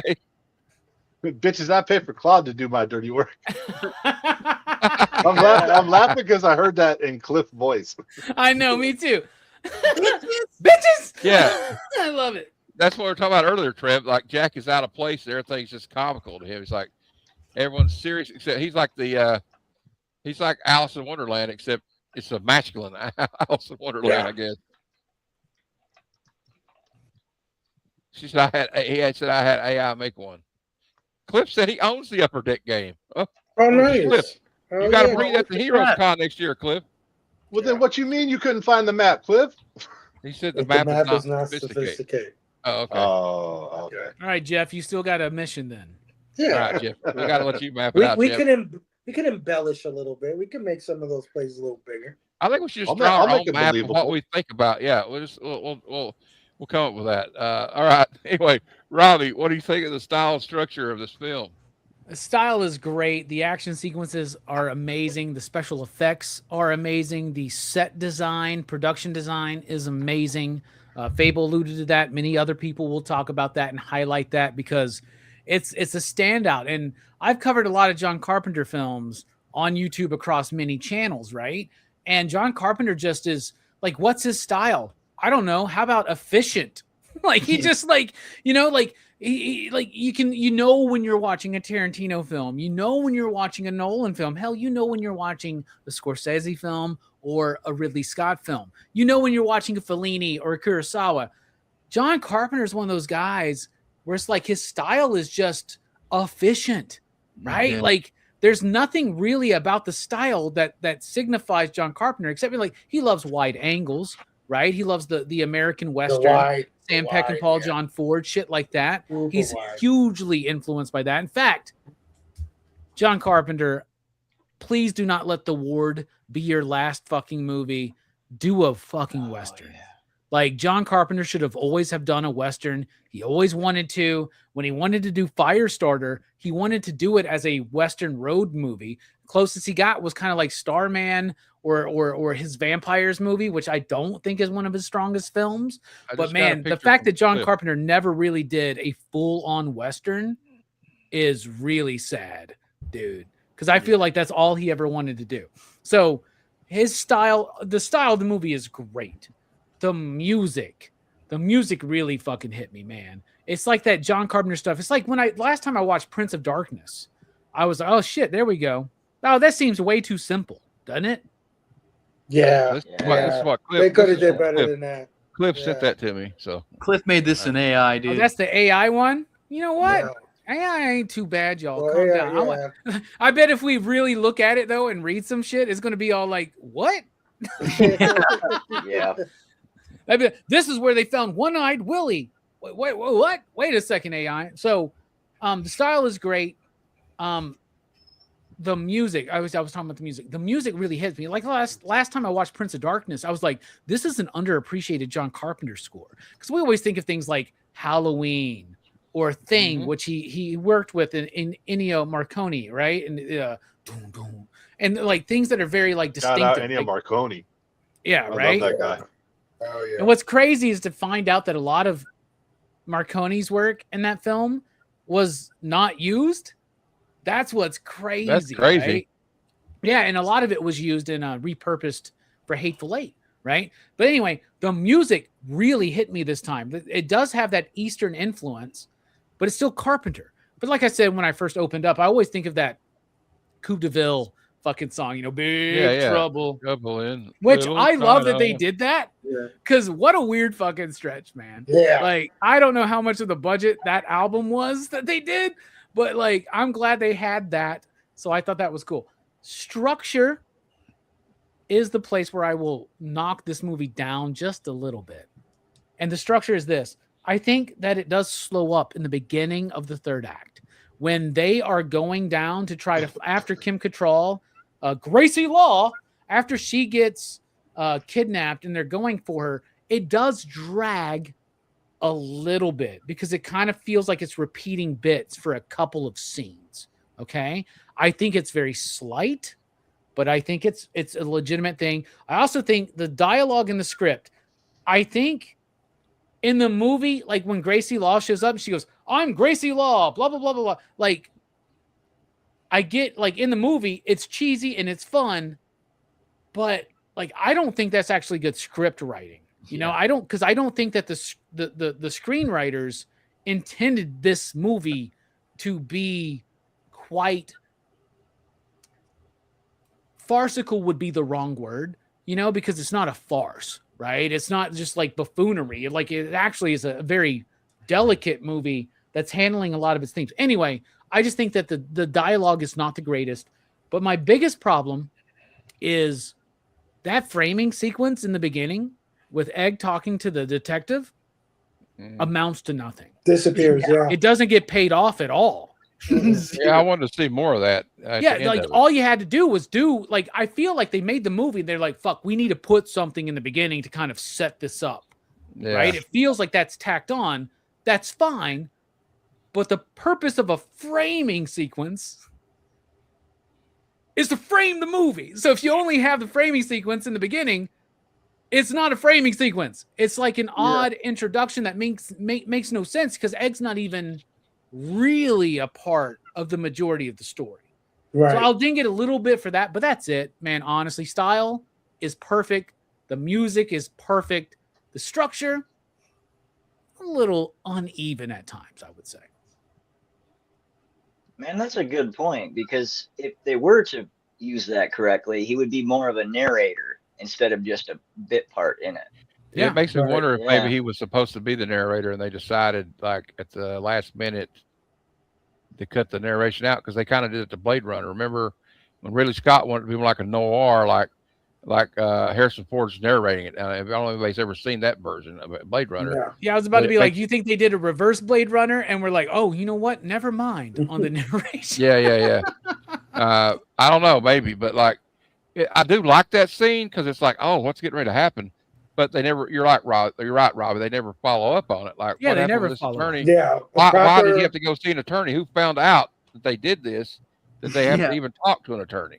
And it's a nitpick, honestly. Like, it's a nitpick. Like, it is.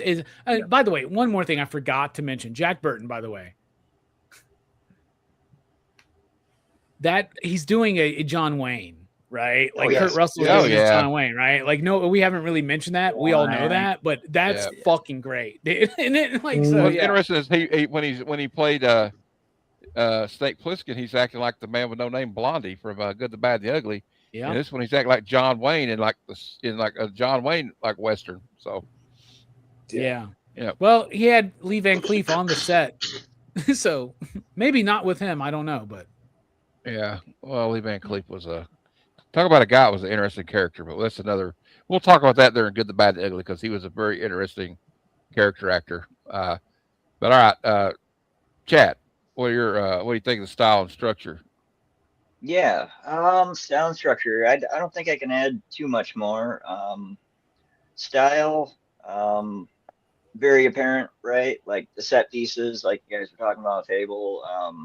Just amazing. Each set kind of a blend of semi-realistic, right? Because I wouldn't say it definitely looks like a cityscape you would know, but it's semi-realistic. And then you have the fantasy elements of it. That boss fight. Just Lopan's mansion compound thing, like all the statues and the tapestries. Like it's so rich and beautiful just to look at. Um, and then even like when they go down into the sewer, and Jack's like, "Where the hell are we? We're under Chinatown." It's like you go from Chinatown to just right under, and it's like this subterranean mythological layer with giant worm fish coming out, and it was just so cool, man. Well, it's just like made up like the Chinese underworld, which is really like mythical. like Well, that first. it's supposedly the regular world that, however long ago, was just turned upside down, and Yeah. those are the people that were trapped. Yeah. Yeah. They're all spirits and demons and shit now. Yeah, kind of like the underworld or Yeah. Hades or something. They're going through the mist and kind of seeing things and all that. It's like the sewers in that first TMNT NES game. Yes. All kinds of crazy shit. Yeah, down there, kind of. man. Yeah. Oh yeah. I still Floating have that goddamn game. eyeballs and shit. Like what?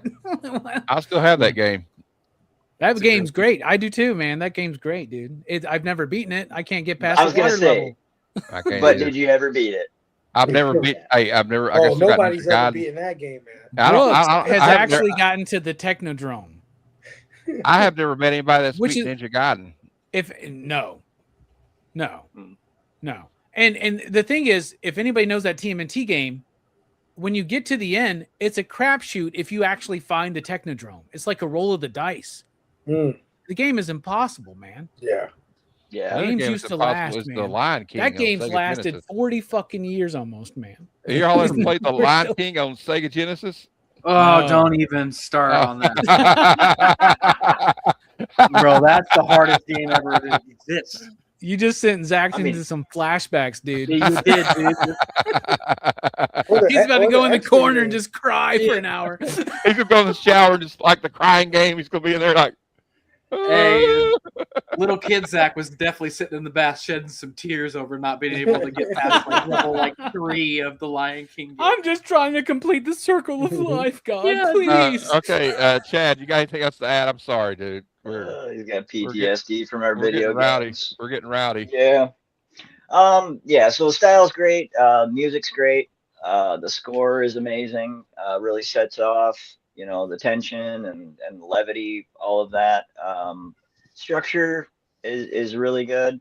The story is a lot of fun, a lot of blend of different things. The choreography, the fight scenes I thought were done pretty well. There was a couple scenes where like the angle was kind of odd, and then it was almost like one of the storms there, the first guy that comes out and does that thing, right before while he's fighting Wang, sword fighting him. Wang is sword fighting. Okay, never mind. I got it. There's like this optical effect where he like freeze frames kind of like there's a few things that are kind of off that I noticed. But for the most part, beautiful movie, a lot of fun. I can't pick too much at it. Well, thanks, Chad. Zach, what do you think of the style and structure? That I can add, because I agree with everything everybody said so far. But what I will say, like the one thing I said earlier, where I saw it in an interesting, different way this time, where I thought Carpenter and the rest of the guys making this thing, I feel like at some point said, I would love to poke fun at this genre a little bit in this movie. Like even casting Kurt Russell as the sidekick, if you will, and having him be this, very bombastic, very, macho man guy, and then shooting the gun up in the air in the final battle and knocking himself out. I thought, okay, in another action movie, the hero, right, doesn't do something like that. He shoots the gun up in the air and it's a cool shot. But in this, we're poking fun at the genre that he's already done really well with Escape from New York and stuff, like in his filmography, right? He's done really cool stuff. But I thought that this was like his way of like, yes, I can do this really fun, awesome, mystical story, but I can also poke fun a little bit at the genre that I've also done a good job in before. You know, I think like there's just so many funny little moments that in another action movie would have gone a different way.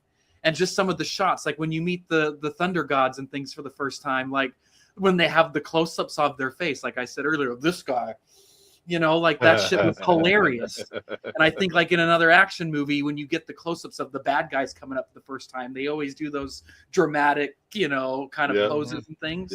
And these, they make a light of it in this, I think, a little bit, which I think is really fun. And I don't know if it was intentional or not, but that was just the way I read it this watch through, is just like, oh, this is like a fun, this is an action movie that the actors are definitely taking the dialogue they're saying serious, but the dialogue that they're saying is really like, haha, I am Lucy Law, or whatever her name is, Lucy Law, and I'm the lawyer. And like, it just was, it lended more toward the comedic side of things.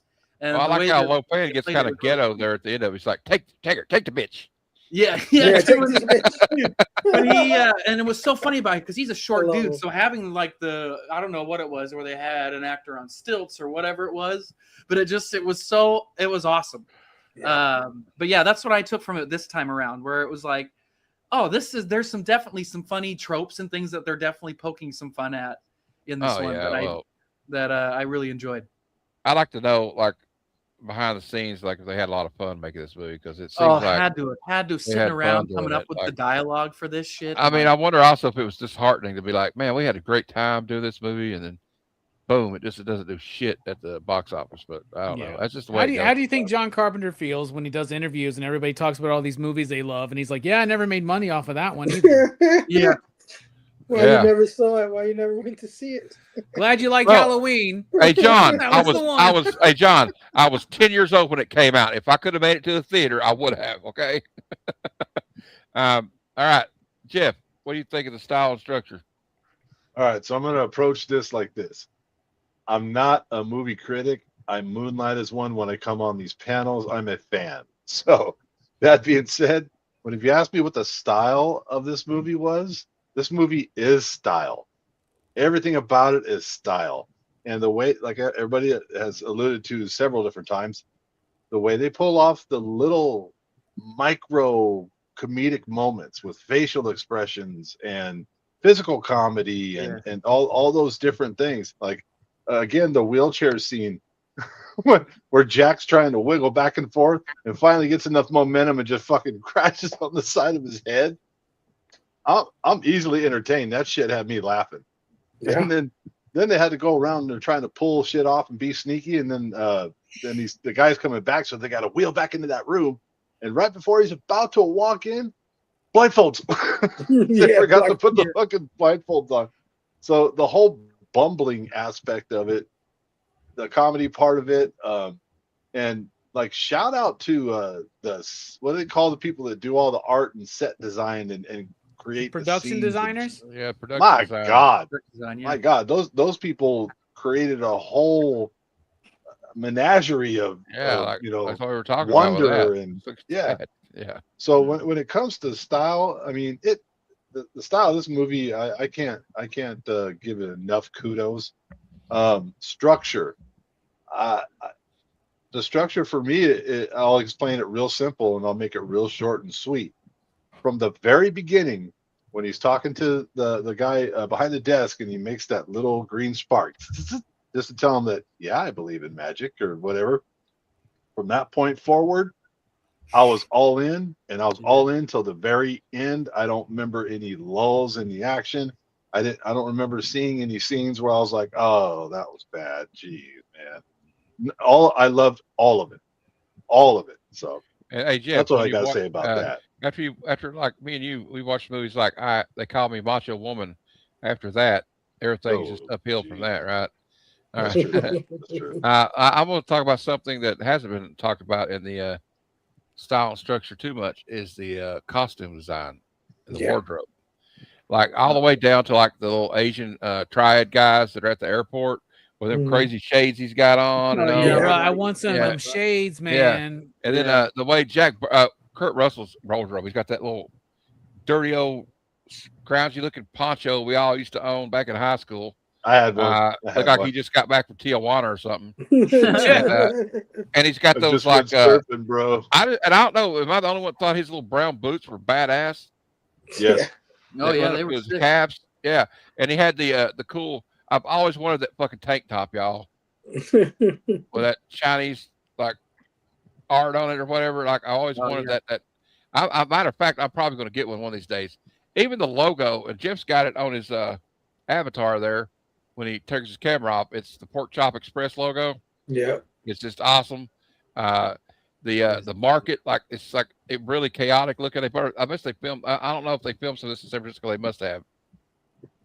And Lopan's like gowns and stuff, or just like or whatever he's wearing, or and even what Mao Ying's wearing, and what when they put her Kim Cattrall in those fancy like dresses. Kim Cattrall looks really hot as a geisha girl or whatever. Whatever she's supposed to be. Yes, oh sir. Man, I just loved her. And then all the way down to all of the clothes and stuff in it are cool. And then like we already talked about the set design, that amazing neon going around there, and Lopan's underworld temple, I guess is whatever you want to call it. It's really cool. Although it kind of looks like a P.F. Chang sometimes, but it's all good. And like also probably one of the best sets in the film is the alleyway where they're in old Chinatown. Like you feel like this is old Chinatown. Like it's got some history in here. Like this might have been where the main Chinatown was at. Now it's kind of like an alleyway, right? Right. And it's just really cool. And interesting choice of like props too. Like I don't know why he picked the Tech 9. The Tech 9 is like a cheap spray gun. It's like one of the worst guns you can get. It actually, you know, the way it jams up on him. That is kind of like a feature of the Tech 9. It's the kind of shit it does. Yeah. So, and also like those big guys, like they're going for Lopan's wedding. They got the big swords, you know, those things. Those guys are cool. Like still funny when the guy falls on Jack and he can't get him off of him after he stabs him. and I mean, yeah, I guess the structure, but I think it really flows really well with this movie. Like this is one of those movies where it's like, look, it's not that kind of movie where I got to be too like critical. I mean, yeah, there were some mistakes I'm sure made. Like I saw too, like kind of like Chad was saying, it's kind of wonky when him and Wang are fighting. But other than that, like, and John Carpenter is like, I don't know that he has a style, but I think sometimes he does because it's kind of like almost a nihilistic style, if you will. If you think about the ending of Escape from New York and The Thing. Well, he's definitely got a theme. He's got a thematic style, and then sure. They Live, yeah.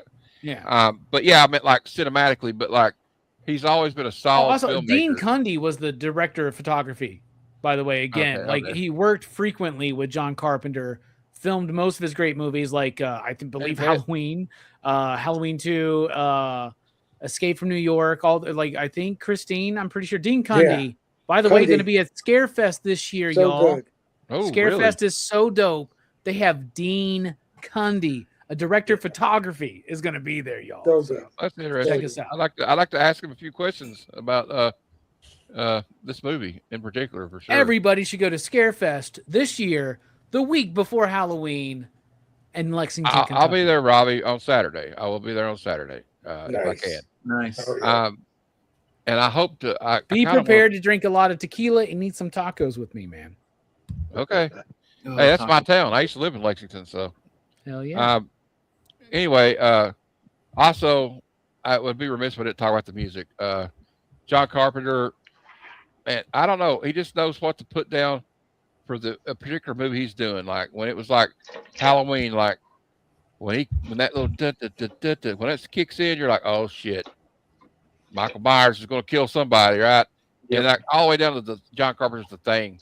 When you hear that, like almost like a beating heart, like dum dum, and it starts building up. It's got this like little like synth drone going on, and like to this one too, it's just like when you just listen to like I could listen to the soundtrack. I mean, I'm talking about the instrumental soundtrack for this. This is background, like just jam out to it, you know. Yep. I was doing it today with like the Pork Chop Express song. I put it on when I put a post on Instagram about this today. I was like, I would just sit there and listen to it for a minute, like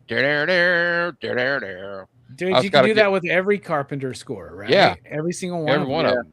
And like what he did in the '80s, I think, is like I know he got disillusioned, but like we got Halloween 2, Halloween 3, which it gets a bad rap. But if it was just like another horror film, nobody would have been mad at that movie at all. It would just been another cool like Halloween, like a horror film. And then Starman. I don't think people give Starman enough love. I think that movie's great. Love Starman. It's one of my favorite movies of the '80s. And like In the Mouth of Madness, the late, we just talked about Sam Neill. It passed away not long ago, but In the Mouth of Madness is just like crazy. I love that movie. Yeah. And I even like, look, maybe I'm crazy, but I like John Carpenter's Vampires and Ghosts of Mars too. I don't know. I'm just kind of like that when it comes to John Carpenter and The Fog. Don't forget The Fog. The Fog was a great film. Love The Fog. So like, but I think that, I think what Robbie's saying about it being like the kind of filmmaker you don't know is like, because he grew up on people like Howard Hawks and John Ford and John Huston. Those were his idols growing up, especially Howard Hawks. And if you ever seen a Howard Hawks film, he did The Thing from Outer Space, was the original thing. But Howard Hawks is one of these guys that like, he was doing stuff in the 50s and 60s that like no other other filmmaker was doing. And I think Carpenter kind of took that and ran with it, that kind of thing. He didn't want to be like, I always felt like Carpenter was kind of a Hollywood outsider. Oh yeah. 100%. Everybody wants to talk about the Cronenberg and some of these other guys, but like somebody was trying to say that Cronenberg and what's his name that did the Cabin in the Woods guy, The Cabin, who's that guy? He was the Bear Jew in Inglourious Bastards. They were trying to say Eli Roth. They were trying to say he was a better director than John Carpenter in his comments on Instagram one night. Get out of here. And I said that he couldn't hold John Carpenter's jockstrap. Yeah. So like, but anyway, I think I've droned on enough about it. But this is going to be interesting. I can't wait to hear you guys' takes on this. And we're going to, Babe, I'm going to start with you again. Or maybe I should reverse it this time. What do you guys think? Yeah. I'm going to go with Big Jeff. Jeff, Big Jeff, what is the theme of this movie? Oh shit! Could have started with Fable. You know what? I think for me in my heart, the theme of this movie is sometimes if you are a man of principle, you wind up in situations where you have to do things that you don't want to do and you normally wouldn't do anywhere, anytime, because it's just wild and dangerous and just you wouldn't even dream of doing it. And so you have to, especially if you're helping out a buddy or something like that. So you wind up doing these things that are just completely wild. And then, you may, after it's all said and done, if things go well, you may get labeled courageous and brave and, this, that, and the other. When the truth is, all you did was what you had to do. You just, you stumbled through it. You made your way through it. You somehow survived, and your buddies hopefully survived. And I think, to me, that's the theme of it. Because Jack Burton, you could argue that Wang was the protagonist, but I think it's more. I think the movie is centered around Jack Burton mostly. Oh yeah. But I think Jack Burton just, man, the theme is Jack Burton did what he had to do. He didn't necessarily want to, but he's the type of guy that's like, I'm not going to shy away. It's not who I am. That's not how I'm built. So, hey, his boy needed help, and he helped him even if he didn't like doing it. Yeah, you're not going to steal his truck, bro. You can't take his truck. He wants his truck back. He's just trying to get that $1,000 Wayne owes him too. That's too like when when those guys get the best of him at the airport. He goes, "Son of a bitch must pay." Yeah. That's pretty good, Jeff. I like that. Oh yeah, Jeff. Zach, what do you think the theme of this film is? Oh, I'll tell you what the theme is that you got to remember what old Jack Burton does when the earth quakes and the poison arrows fall from the sky and the pillars of heaven shake. Yeah, Jack Burton just looks at that big old storm right in the eye and says, "Give me your best shot." There you I go. There's your theme, dude. There you go. That's all we need to hear. All right. Chad, what do you think the theme of Big Trouble in Little China is? Oh boy, the theme. Well, if you're doing a bet and they can't pay up, even if it's double or nothing, and you think they're not gonna pay, just fucking leave it. He could have saved himself a whole lot of fucking trouble, right? He knew he wasn't getting paid, and then he rushes headlong into a gangster hideout with no guns after they've been shot at with machine guns and shit. Yeah. Didn't Wayne write a check to him at the end? Yeah, he did. Yeah, Right. yeah. He gave him triple. Yep. All right. He gave him nothing Still or triple. underpaid. The check might have bounced though. Oh yeah, right. It did hit cash. Yeah. Yeah, back in Need that '86, you could money just be for like, now. "Yeah, I got you, bro." Yeah, Smash yeah. this." All right, Chad. Sorry. Go ahead. I'm sorry. Oh no, that's pretty much it. Yeah, he needed that All right. money from Yao Yin or whatever. Robbie, you're good at like pulling stuff out of your ass. What's the theme of Big Trouble? He's in very Little good China? at it. All right, first and Extremely well. foremost, I don't like the idea that I can just pull shit out of my ass. Like, I actually watch these movies, meditate on them, dwell on them, and try to find some kind of a life lesson. See what I mean, guys? He's great at it. All right. He just did it. Yeah. That was beautiful. Borderline So- filibuster. This movie to me is, who the fuck do you think you are? That's the theme of this movie. Like, I get what you're saying, Jeff, 100%. The main character of this movie is Jack Burton, right? Because it's told from his perspective. But what's funny is the story that Jack Burton is in, he is not the main character of. Right. Wang is. It's Wang's story. It's his quest to save his love, right? Agreed. So what I think this movie is doing is, first of all, it's John Carpenter homaging Hong Kong cinema, other Asian cinema, and at the same time infusing it with a Western sensibility. But while doing that, showing the fact that the Western guy in this movie, the Westerner, right? The American, is the true outsider of this movie. And the whole movie, he is outside of his element, right? So I love that dynamic in this film. It recontextualizes this film for me in a way that I didn't understand when I was a kid, nor a teenager, not even really in my 20s, but like, it was like 6 years ago when we covered this movie. Weird times back then, man. A whole different era of PCP movie night, Fable. You and Steph were in the chat, like chatting with us and rating the movies along. Y'all weren't joined up yet, right? And then we had the panel was me, Brooks, No Jelani, Horseshoe, Dylan, and Brian. I'm like, what a different PCP movie night that was. But man, I really like the film. But I think that it is trying to show that it's kind of like something that Eli Roth talks about in like the movies like Hostel. But like, are we all in America here? We're all in America, right? Yep, I am. As Americans, Living in America. we feel like we could go anywhere in the country, and I'm not saying us as individuals, but us as a collective, like not As a us culture. six as a collective, but us as a culture. Exactly. We have this sense that like we're American, we're free. We can go to Eastern Europe and go to these hostels and see what. No, dude, you're gonna get kidnapped and someone's gonna slash your fucking ankles off, right?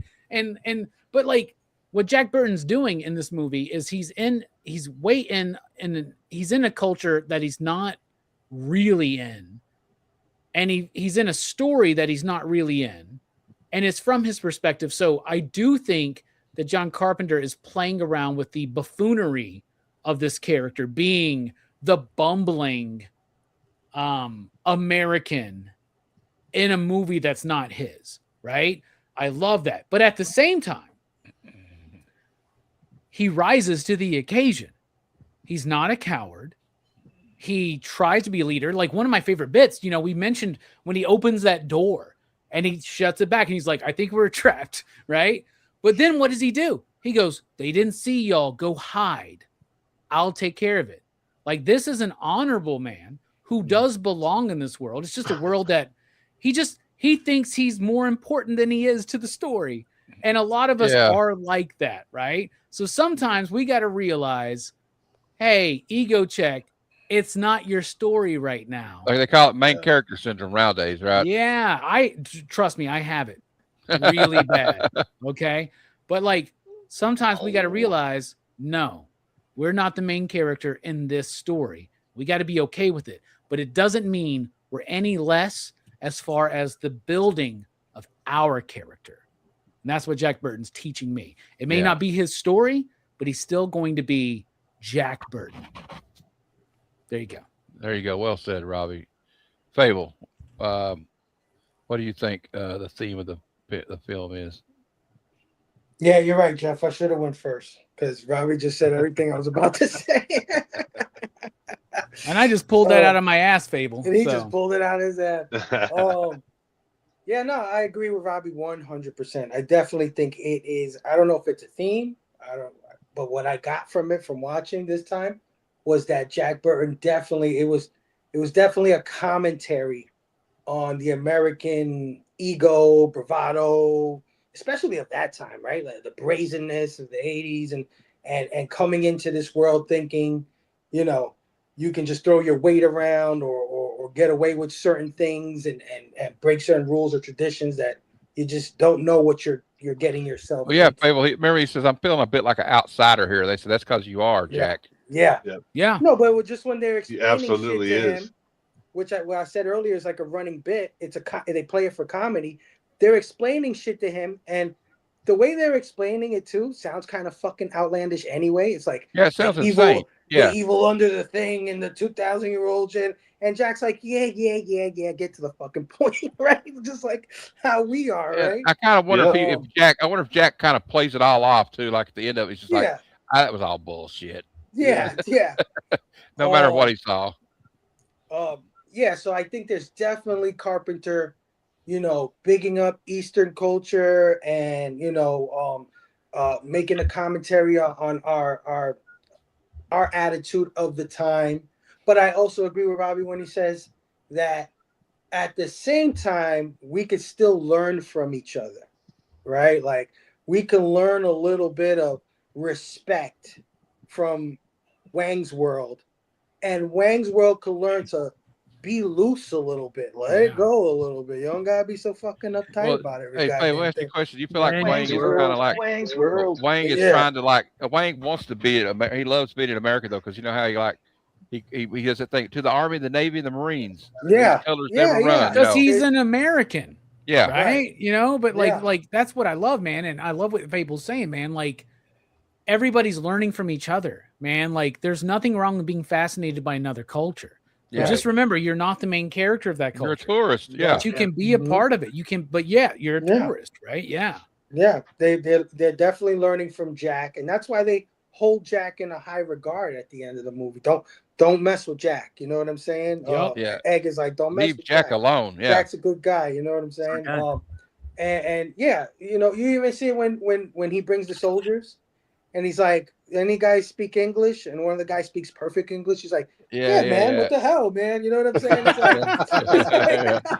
Well, like also you can tell like Jack knows these people. Like he loves hanging out in this culture because like when he does this, when they're loading his truck out, he's waiting for him to unload the truck. Yeah, and he's just goofing off with them. Right? Like, isn't it also one of the first movies, even though it's a cultish movie, to really kind of like, because like Asian culture, Asian mysticism, Asian actors are always used in these like very like stereotypical roles and places and shit. And this movie's one of the first to really, because way before it was popular, to celebrate like Asian American heritage and shit like that. Like this is a movie making a statement about it, right? Yeah. So, that's a good, because like I was talking about Bruce Lee talking about when he came to America.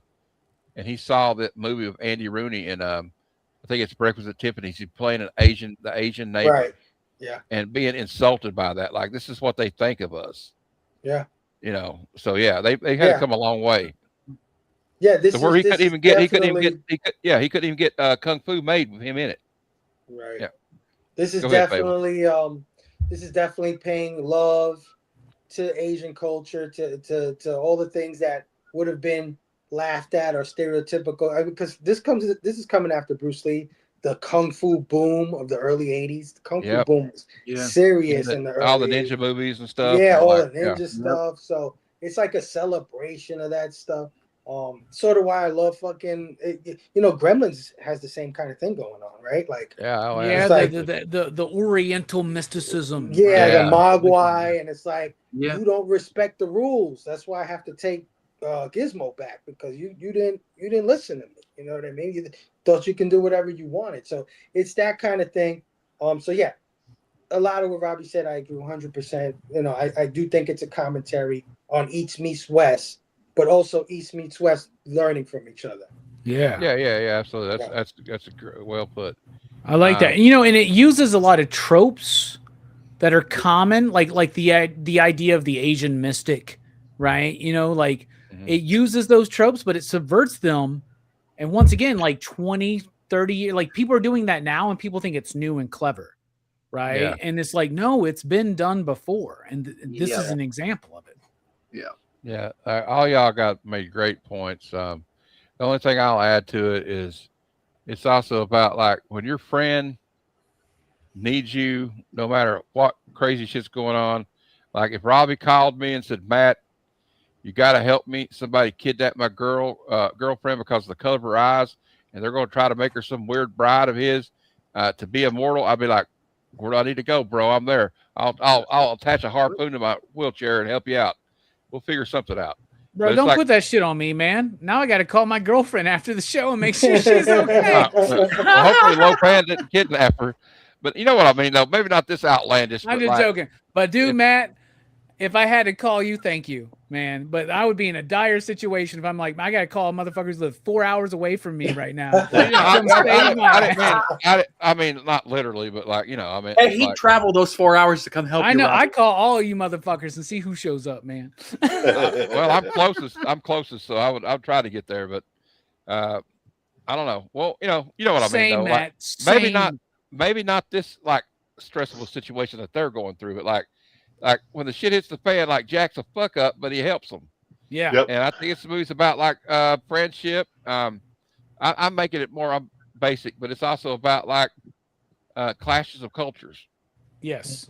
But I can't really say much else about it because you guys really just knocked it out of the damn park. So I love what you're saying about the friendship thing, though, because it may seem simple, but it's true. Because like the movie does a great job where at the beginning you think Jack and Wang, you just think they're playing a gambling game against each other, and you get the sense that they know each other, but you then understand their bond as the movie goes. Yeah. Like right? I don't think Jack would have been going through this shit if it's just some guy he met. Playing, and it ain't just for $1,000, man. Yeah. Maybe it's to get his truck back. Wayne. And I think Kim Cattrall has a big bit to do with it too. But honor is there somewhere. There's nothing wrong with being honorable, but no one also she will probably really like it. Plus, I think also in this is what I got from Jack's character as well. He may have been reluctant and annoyed by it and whatnot because of the truck and everything, But I think in his character, in his core, he's not going to put up with some girl just being kidnapped by Asian thugs at an airport and just be like, "Hey, my problem." That's why he gets involved, right? Yeah. Well, yeah. And also, they even establish he has insurance on the truck. That's right. He says that to that. Or Wang says it. I love when he's arguing with the insurance company too on the phone. Yes. But like, also, I don't know the address. When I signed up to. Well, like you kind of get the feeling though that him and Wang like have kind of a history of each other. I don't know. They're buds. They're buds.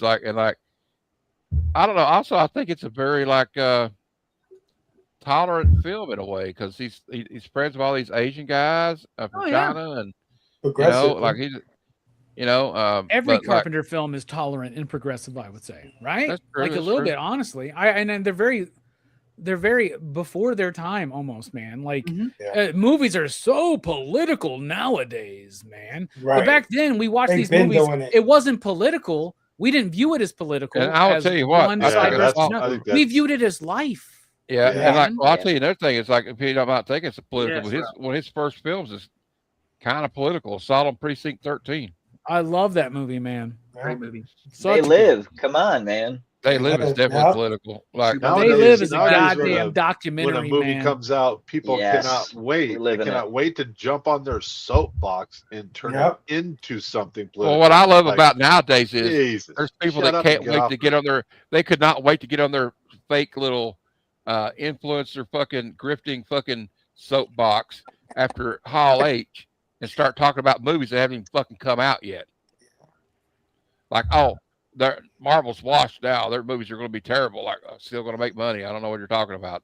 But I do think they're washed out, though.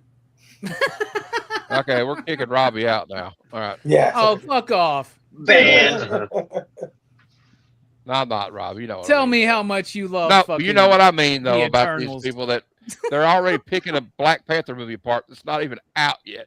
It's hilarious to me. All right, we're going to go ahead and rank the movie 1 to 5. That's what we do here on Action Fest. So I'll start with Fable again here. What do you rate it 1 to 5? All right, so it's not my favorite Carpenter film, right? So right there, it's probably shouldn't get a perfect score from me, right off the bat. It's probably not my favorite 80s genre film out of all the movies that came out in this time. But that being said,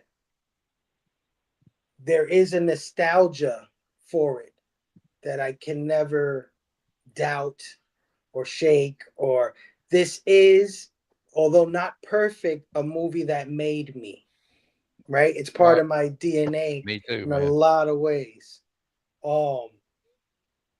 I am so glad to have grown up in a time where something like this was created, right? Does that make sense? Mm-hmm. Yeah, it does. And it doesn't have to be perfect in order to be a classic, right? We could all agree on that too. And it's Actionfest, right? So we gotta. I do the Actionfest bumps, just like we do the Horror Fest bumps. I do the Actionfest bumps.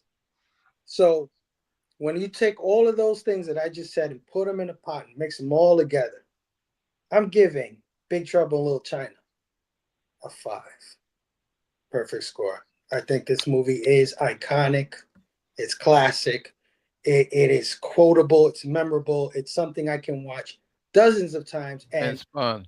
It's fun. And I get a little more out of it every time for some reason. It really shouldn't do that to me, but it does. Every time I watch it. Like I said, James Hong's performance in this, chef's kiss, man. I love it. I love it so much. So yeah, 5 for me. All right. Got 5 from Fable. Robbie, what do you rate it? So 6 years ago, we covered this movie on PCP Movie Night, and I will say that this has been the best conversation I've ever been involved in about this movie. So thank you for allowing me to be a part of it. When I rated this film 6 years ago on that show, I gave it a 4 out of 5. And we were all kind of between 4 and a 4.5. I guess we were being more serious about film criticism back then for some reason. But after watching it this time, like, I don't think it's a perfect film. I don't think it's John Carpenter's best film. It's not my favorite John Carpenter film. And like Fable said, it's not my favorite genre film of the 80s. And like, there's a lot more films that speak to me, even though this is a film I grew up with that is a part of my DNA as well. I will now give this a very enthusiastic 4.5 out of 5. Robbie, I'll have to have you do the average later, okay? Chad, what do you rank it? Yeah, out of 5. Let's see here. Yeah, I'm with Fable. Well, with everyone here, really. Love this movie. It is a movie that made me who I am. Even my sense of humor, right? The sarcasm, the lighthearted, kind of joking things off. Yeah, anytime this is on, I'm watching it. Not pausing it, going all the way through. It's not a perfect film by any means, and like you guys are saying, it's not my favorite Carpenter film, but it is like iconic and a part of me. and I'm going to give it an Action Fest bump to 4.69 on the Richter scale. 4.69 from Metal Elf here. So, Zach, what is your ranking 1 to 5? Rating. I mean, just to piggyback off the other guys, performances in this movie are great. This is your just 80s. If we had a time capsule and we were putting movies in the 80s time capsule, this would be one of the movies I would vote to put in there. Yeah, the story's great. Man, tough to give it 4.5, 4.69. I'm going to go with here's what I'm going to do, 4.45. 4.4. I'll just go 4.4. 4.4. Just some of the dialogue things, some of the little things we talked about. Just nitpicky things. But yeah, 4.4. All right, 4.4 from Zach. 4.4, man. Yeah. I was like, what? What do you rate it? No hesitation, no reservation. Absolute 5. Absolute 5. I got no problem with it. I love it every time I watch it. People will be shocked because it's not a fine bourgeois film, but it's on my Rushmore. This is my movie. I love it. Yeah. Well, okay, I'm gonna rank it. I'll rate it right now. No, it's like a lot of guys said, it's not my favorite John Carpenter film of all time. That goes to The Thing. But just like The Thing, I'm going to rate this one a 5. So it gets the 80s. If I could give it a 10, I would, but we're doing 1 to 5. So this one goes to, I could have given it a 5.69. But anyway, so we got 3 5s, 2 4 5s, and a 4 4. Robbie, what is the rating? Hold on. Freaking Zach messing up the bell curve. Yeah, that 4.4. Hold on, let me. And a 69. He gave it a 4.69. So. 4.69. Yeah. I'm thinking though. Yeah, Chad gave it a 4.69. So all right, that will be an Action Fest average, a 4.769, dudes. Yeah. That's good. All right. So I'm gonna let you guys go around briefly and tell us what you got coming up. And anyway, and then I'll go last. But Fable, what you got coming up on your YouTube? Yeah, man. Join us this Friday on the One Collection Down channel at 9 p.m. Eastern as Action Fest concludes. Such a great Action Fest we had this month, guys. I enjoyed every movie. I enjoyed every hangout with you guys, but we are ending it with the John Wick franchise. That's right. All 4 John Wick movies. I've never seen these movies before. It's a first time watch for me. So I can't wait to hang out with the panel I got lined up for Friday. And I'll just give you some slight spoilers. I watched the first 2 already. Body count is fucking insane. That's one. Don't fuck with a man's dog, dude. Yeah. I love that the final body count's gonna be like 564 and 83 or whatever the fuck, and 1 dog. And I will say this also. I can totally understand. Not that we ever hated Keanu Reeves, because I've always loved the guy, but I could understand his resurgence in popular culture in these last few years. It's definitely due to these films right here. So come join us Friday night as we finish off Action Fest on my channel, 9 p.m. Eastern, man. I'll give you a hint. One of the films has 140 deaths in it. All right. Robbie, what do you got coming up on Pop Culture Philosophers, my friend? Well, first and foremost, thank you, Matt. Thank you, Fable. Thank you, Chad. Thank you to Zach and Jeff and all the other panelists for truly making this the most bombastic and explosive Action Fest of all time. It's never been to this level. Like, it was always just me doing Action Fest. Last year, Fable joined us. And this year, y'all, I don't know how I feel about doing such a fucking crazy ass Action Fest right before Horror Fest. You know what I'm saying? But man, this was fun. This was awesome. And this is my last Action Fest appearance. Everybody go check out the John Wick show. Very excited. Jelani's going to be there, right? Jelani. Yeah, go check out that show. It's going to be fun because that's a great franchise. Tomorrow night, PCP movie night. Nope, not tomorrow night. Actually, tomorrow night is on PCP, Pop Culture Philosophers. I have writer Mark Russell on the show. 7 p.m. Central Time, right before Blood Splatter Chatter. They're going to be talking about Midsummer, but I'll be talking about to Mark Russell. He's got a new Firefly comic book coming out. I got to meet him and chat with him at the bar during MegaCon, so I'm glad that we finally got this to work out. So check me out with Mark Russell tomorrow night. Check out John Wick, the conclusion of Action Fest, and then PCP movie night. We're off for the next week, but then we're coming back right before Horror Fest for our weird stretch. We're doing the Toy Story franchise. Yeah. Why? Oh. Somebody paid me to do it. So there you go. That's why we're doing it. So hey, you're gonna have a much better time with those movies than the Expendables. I hope so. I've only seen Yeah, the that was first two. that was bad. I've only seen the first two. So yeah, I'm excited you're in though. for a I'm good excited. And you've got a friend in me, Robbie. You've got a friend. Yes. You think you'll Yeah, have the a psychopath? theme of those movies is not going to be difficult to figure out, Do right? you think? Hopefully, you don't have a psychopath rate the last one higher than the first one. Yeah. Yeah. If and you know, you know. And But anyway. we're gonna see how many body counts is in that one. Yeah, Well, Toy I'll Story tell you doesn't have what. much Toy body Story. count. That one, I can't remember which one it was, but the one where they're all holding hands in that furnace, I almost cried. You know what's Sorry. crazy is I was like, I know that we're doing a body count for Horror Fest, but there's no way it's going to top Action Fest. Like action movies, the body counts are insane, right? But I am very excited to see how many people we kill covering 69 movies. Oh my during God, Horror dude, Fest, it's crazy. That's not even planned, y'all. It's 69 movies that we're covering. So awesome. This is gonna be so great. Hey, and you're gonna unveil that in August, right?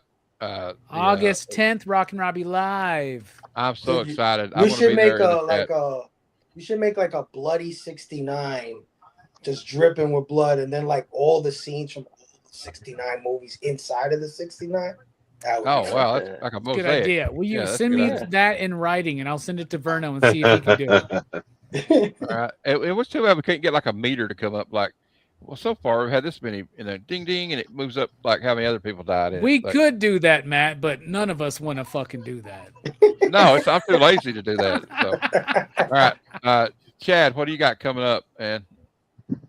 First off, thanks for having me here tonight. It was great to have all 4 co-conspirators of Action Fest. Yeah, let's go. I've had an absolute blast. This has been my first time hosting panels, doing the movie reviews and the extent like this. It's been an honor and a joy to be with all the panelists and my co-conspirators. So thank you to everyone. Let's see here. Second. So probably tomorrow I'll be on Comic Lounge with you, Matt. And Friday I will be there for the conclusion of Action Fest with the John Wick franchise on One Collection Down with Fable, my brother there, and others. And then Saturday at noon Eastern, I will most likely be on Toy Quest 101. We're having on toy company Jazz Inc. They did some reveals at San Diego Comic-Con. Yeah. On a premium format, really cool shit. Kind of a impromptu show. They're going to do some different things and show some different things. So that should be cool. And then beyond that, I don't know. I'm sure I'll be on with you with some Westerns and whatnot.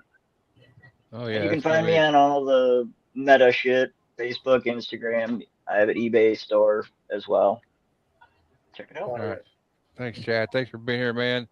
I've really been happy. It's really warmed the cockles of my heart doing Action Fest with you 4 guys. So I just want to know. I just want y'all to know that. Zach just started his own channel, so I'm going to put his link in the chat for everybody. Yeah, let's go, Zach. But tell us what you got coming up, Jack. He released another video today. So I did. First of all, thank you guys for having me. Been watching along in the chat pretty much for the majority of the month. Got some of my favorite action films. It's so cool that you guys do this. I think that's just such an awesome thing. So appreciate you guys letting me come on and chat this movie with you guys today. Excited for some Horror Fest, dude. That'll be really fun. 69 movies. Jesus Lord. That's insane. But yeah, man, just started the old YouTube channel, not moving away, but just adding to the Instagram stuff I'm already doing, and did some unboxings this week. Got some boxes in the mail for the end of the month. So go check those out. Gonna be doing some Omni reviews and some reading orders and some deep dives into some of my absolute editions that have some really great extras and special feature stuff in them too. So yeah, man, appreciate you giving me the shout out. So yeah, Tales of a True Believer.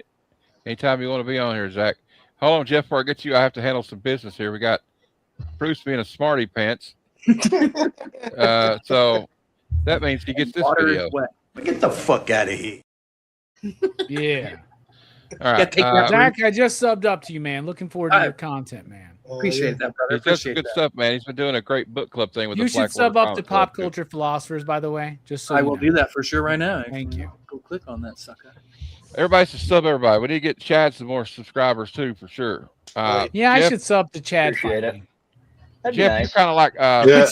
You guys already know that I'm your resident street walking on these interwebs, your resident whore. So you can catch me on a lot of these guys' shows here and there and other shows. But in all seriousness, every one of the guys on this panel, except me, they put out quality content. They work very hard at what they do. They put a lot of blood, sweat, and tears into their channels. Nobody gets to see behind the scenes when they're doing thumbnails, when they're doing the editing, when they're doing all that, coming up with ideas. And that stuff takes effort. It takes time. It takes talent. And I'm just very, very grateful that you guys let me be a part of it, because all I contribute is my big goofy ass face. I don't do any of the work. I don't know. I have a great time doing it though. Well, Jeff, that's a beautiful goofy face, Jeff. Hey Jeff, Yeah, I want you to know that you and Fable and Chad and Robbie and Zach are an integral part of my operation at Heroes for Hire Comic Club. So yeah, same here, dude. I couldn't do it without y'all. Sub all these guys up. Check their stuff out. It's good stuff. Thank you, Jeff. Appreciate it, man. Yeah, It's got Jeff. Jeff needs to be. Jeff's my hype man. You see what I mean? He's like Flavor Flav, and I'm Chuck D. All right. Yeah, boy. I wish I was Chuck D sometimes, because he's dropping. He can spit some rhymes. All right. Well, I got a whole lot of stuff coming up. I dropped a video today about Uncanny X-Men 268. I got a preview video up coming out for the new Mark Waid and Chris Somney series, Batman Year One. Batman Robin Year One, the dynamic duo. And of course, I have my Sunday show. We're talking about new comic day previews. And next Wednesday, I have a video coming out. We're going to do a retrospective about Transformers #1 from Oh 1984. shit, dude! And and then next Friday, I'm going to have a preview of the new Rick Remender and Steve Epting series. You got these two guys together. It should be great. It's called Hammer Fist. I'm excited about it. We'll see what the people on the League of Comic Geeks are thinking about it. Have you gotten to read that yet, Matt? What? Have you gotten to read that yet? Hammer Fist? No, not yet. Not yet. It's oh, dude. So I got the LCS ash being can held. at the shop. We got the ash can, right? Yeah. We sold it, right? So the customer wanted it. But dude, I read it. Yeah. Everybody go sub up right now to Hammer Fist. You're gonna love that fucking book, dude. Yeah.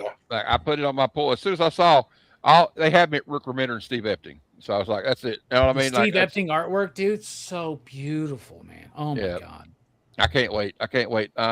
Almost excited about that as I am Terminal, because I got my copies waiting at the LCS. So I'm hoping I'll like both of them. Also, it's time to unveil. Well, I've already done it, but we're going to talk about some more. I'd like if some of you guys have already signed up for some of them, but I encourage you to sign up for some more of them, because next month on Heroes for Hire, we're not taking a break. We're just going right back into it. So next Wednesday, Westerns will be Westerns, all Westerns, all month long on Heroes for Hire Comic Club Movie Night. And we're going to start off on the 5th of August with The Wild Bunch.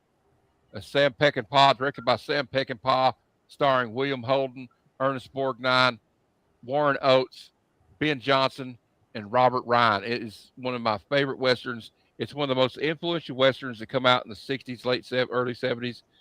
It influenced everybody from Tarantino to John Woo.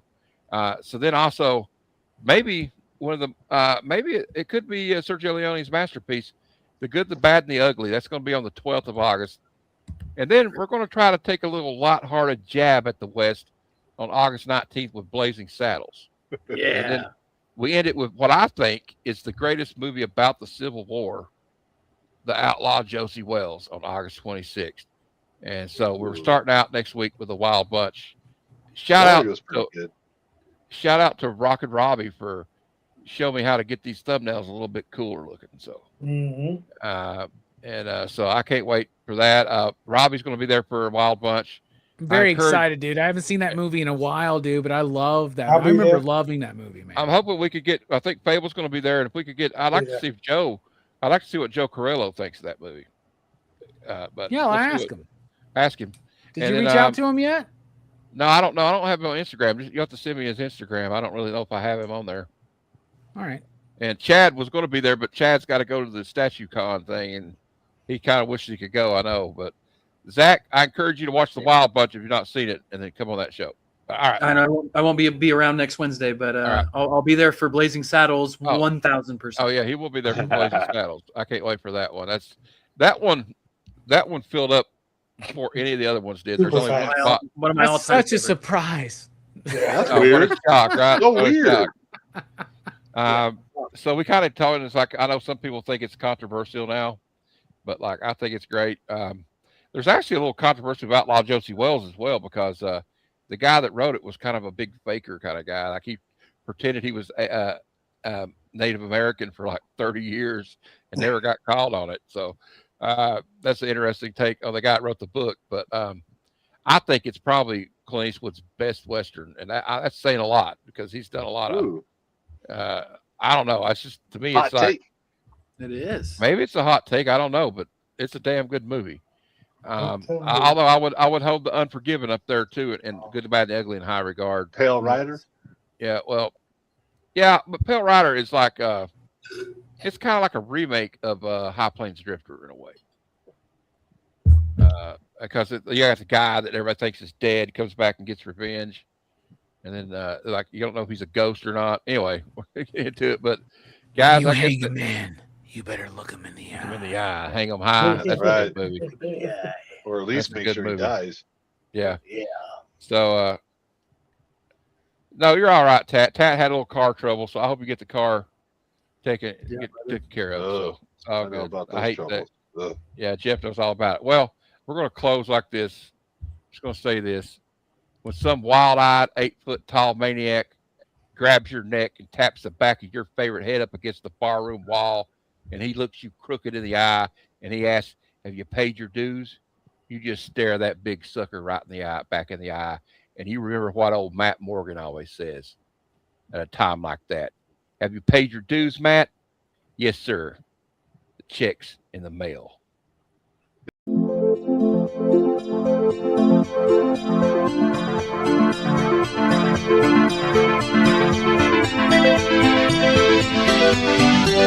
Thank you.